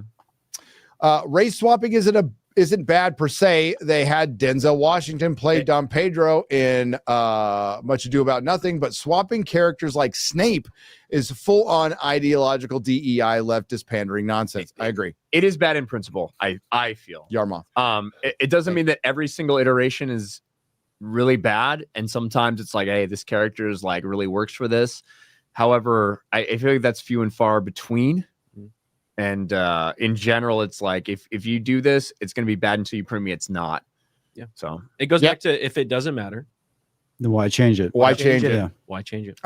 Last one for the night. We'll get the rest on Nerdrotic Live. Nerdrotic Live, Ryan. It's a channel. It is a channel. It's a channel. A channel. Sometimes people aren't sure. So sometimes people aren't sure where it goes. Remind me that. So the super chat square ups on Nerdrotic Live and Rumble. So we dual stream on both of them. Won't be this Monday because I will be traveling. So I owe for last Friday and this Friday, this Thursday, 11 a.m. Central. I'll be back home by myself, all alone, so we can stream forever. It's fine. Neil Oakley for 10 has sent 10 Nerdrotic memberships for $50. Thank you. We'll wrap it up there. We'd like to thank the corpse of Chris Gore for showing up. Weekend in His Vegas. puppeteer, yeah. Jeremy trying to project all his gayness on me. That's fine. You know, I love my Southern gay friend. I do unconditionally. It's fine. People like Scott Pressler and Jeremy Griggs are really truly like breaking the mold in terms of gay Trump support. You know, great. Yeah. I think they both have Trump body pillows. I think they both. Probably. I think Scott Pressler needs to look at Jeremy's pre-torn jeans. You know, he's got like the tight factor going on. He needs to look at the pre-torn ones next. Well, you know, if he puts the Scott Pressler wears those boots. Yeah. So if you put that on Crocs, maybe. Who's the guy who makes? Who's the pillow guy again? My Pillow. Mike Lindell. Yeah. Mike Lindell. He should make a fucking Trump body pillow and send it to Jeremy. It would sell. People would buy We that. make the best body pillows. They could put like a bullet hole in one side. Yeah, right in the ear. Jeremy just fucking that thing right there. Just putting his penis in the bullet hole. Ew. Thank God it was a 45 caliber. What do you got coming up? Comics division. Well, I'll be flying back to San Antonio and tonight. No, tomorrow morning. Tomorrow morning. Okay. Yeah, very early tomorrow. And after that, Yeah, I don't know if you heard, Gary, because you're such a gamer, that Assassin's Creed Shadow is this massive success, and for some strange reason, they're not releasing the sales numbers. So no, because it was so successful, it made all the sales. It did. It made all. There's no need to report it when you've made all the sales. Yeah. So making a video about that. Oh, good. Yeah. Good. Black people in Japan. The one in history. The one in history that nobody knows about because there's like only a paragraph slave. information about the guy. But somehow he's a samurai that saved Japan. Yeah. God damn. Makes sense. What do you got coming up, Garrett? I'm gonna go to sleep. I'm a little hungover from last night because it was a good party. I love seeing all you guys coming out. A lot of new faces. It was great to see you guys and hear your stories. Can't wait till next meetup. Yeah. They're always great. But that's it. Okay. Yeah. You coming out Fremont Street or not? Yeah. But you're gonna sleep first. Yeah, we're gonna take a couple hours. Yeah. Kinda. Yeah, You're gonna take a power nap. He's not gonna wake up come for back a long ass over time. there. Yeah. They're That's laughing at I you. can hear you laughing at me. Yeah. Chrissy, what do you got coming up? Oh, a bunch of stand-up shows. For tickets, go to my website, chrissymayer.com. And yeah, this is fun. All right. It was fun. It actually was fun. Shad. Yeah, I got a video coming out on Shadiversity soon. It's tonight for me, tomorrow morning for you guys in the US. Looking at one of the worst swords we've ever reviewed. This thing is an amazing piece of junk. Oh, it's incredible. And so Worse we than rip it apart. nunchucks? Actually, no, nunchucks are still worse. Just because it's still a sword-like object, and you know, just the concept of nunchucks is worse. I reckon a severed arm that you beat people over the head with. Unironically, they probably would be. But yeah, so that's going to be a fun video because this sword is, unbelievably crap. And then same old, same old. I got my live stream on Night's Watch. We have fun there, and that's it. Cool. I'm growing fruit trees, and I really like it. I got that impression. I got that impression. Cool. X-Ray Girl.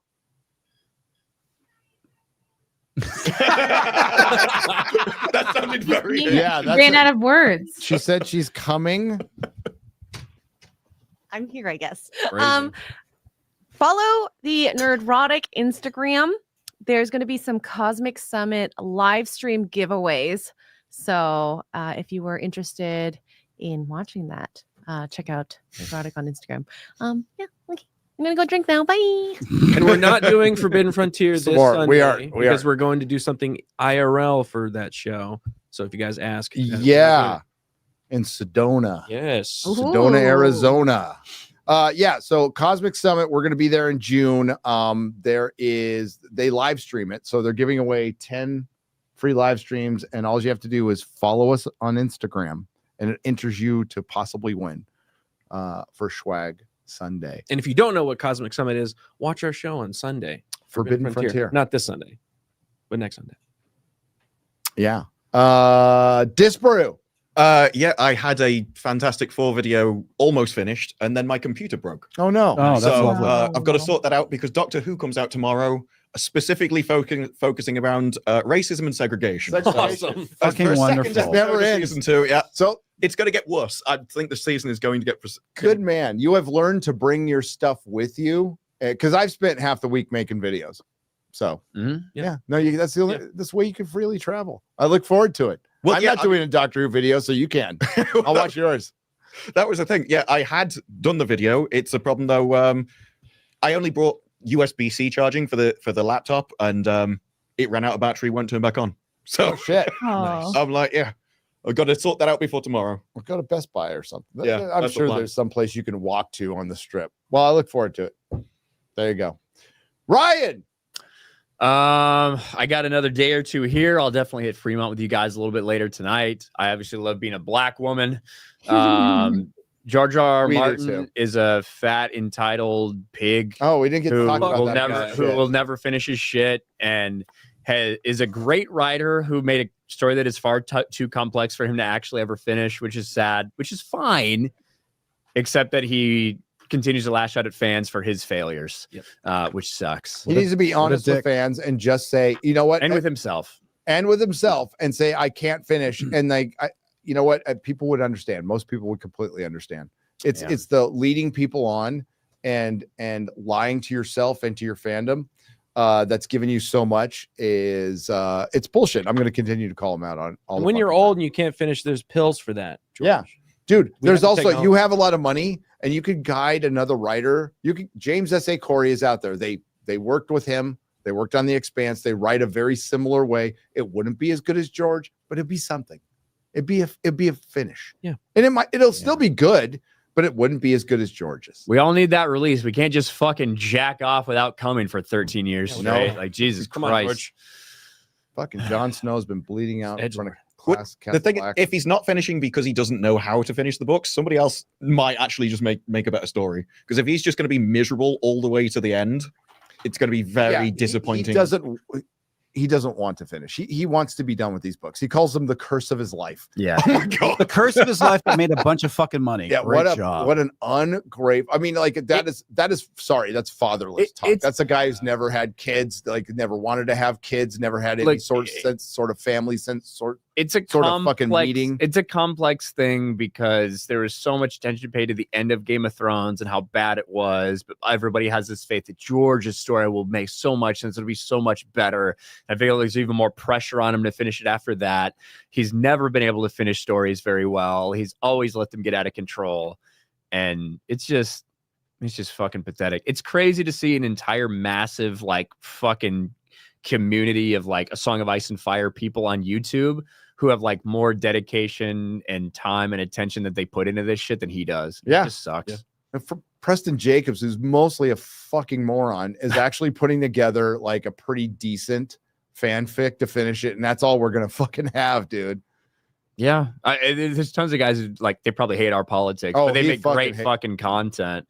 You know, I could watch somebody like Alt Shift X and Glidus do a stupid live stream talking about food tier rankings for A Song of Ice and Fire stories. And it's so entertaining. You know what I mean? Alt Shift X game A Song of Ice and Fire Theory Iceberg was one of his best live streams. Yeah, it's fucking so good. I mean, he did the real Jon Snow video that he did a year ago or so was fantastic, and it so clearly is like demonstrably why even in the best of times Game of Thrones the series was not as good as the books.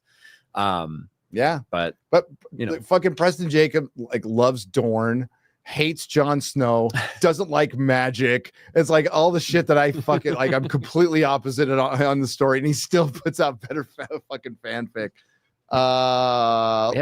Lucifer Lightbringer is pretty good too. Yeah, David Lightbringer's he's got some wild ones out there about like the moon fucking cracking. I love that one. And yeah, I love that. Like, one. It's just interesting to see like the world that it spawned, and it's because of however long it is your absence in the books. That's like the reason all this stuff has built up, and it's just such a unique situation. And it's all because George won't finish. Well, I mean, hell, there's a completed version made by AI somewhere out there. It is. Oh my God. Chad. And it's true. Like it totally. If you want a complete version, it is fucking garbage. Okay, like hang on, have you read it? I've read a lot of it. It's fucking garbage. It reads like fucking a retarded AI. That's what it reads. AI is really bad at writing at this point. Yeah. Even the most impressive models still can't. And at drawing. Screw you. Don't get him started. Please don't.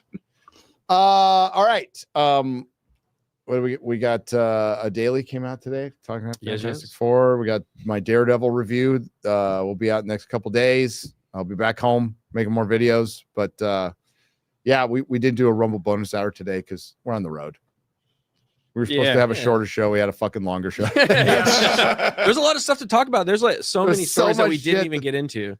I know, it's so crazy. But thanks everyone thanks to the Nerdrotics. Thanks to everyone who left a super chat and donation. You help keep the lights on. Thanks to everyone who came out to the meetup. I had the best fucking time. I'm still a little tired from it because I'm old. But it was tons of fun, and I can't wait to do it next year. We'll be next year for CinemaCon, and the next meetup is the UK. Whoop. The fucking UK. So we will let you know once we get back. We'll start working on that and try to get a place and get the announcement out as soon as possible. We're looking at late August, early September for that. So until next time, everyone, so long, gay boys. Bye-bye. See ya.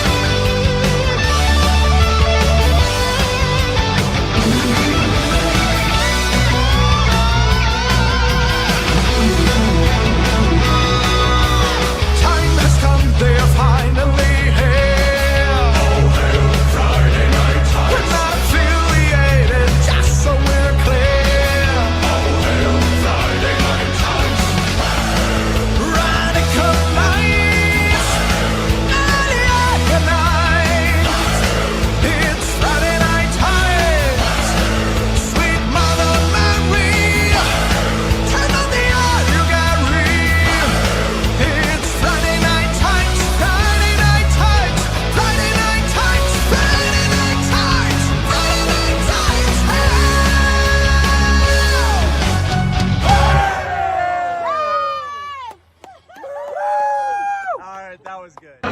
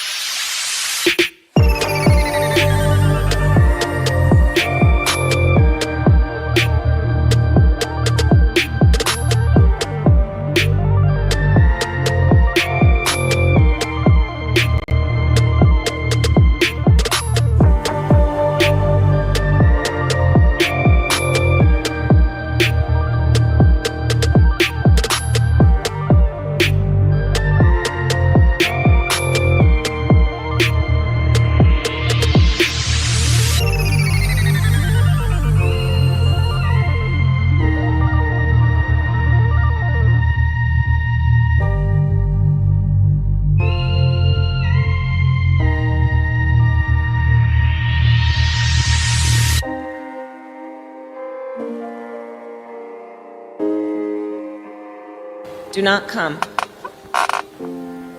Do not come. I'm gonna come. Dame, dame, dame.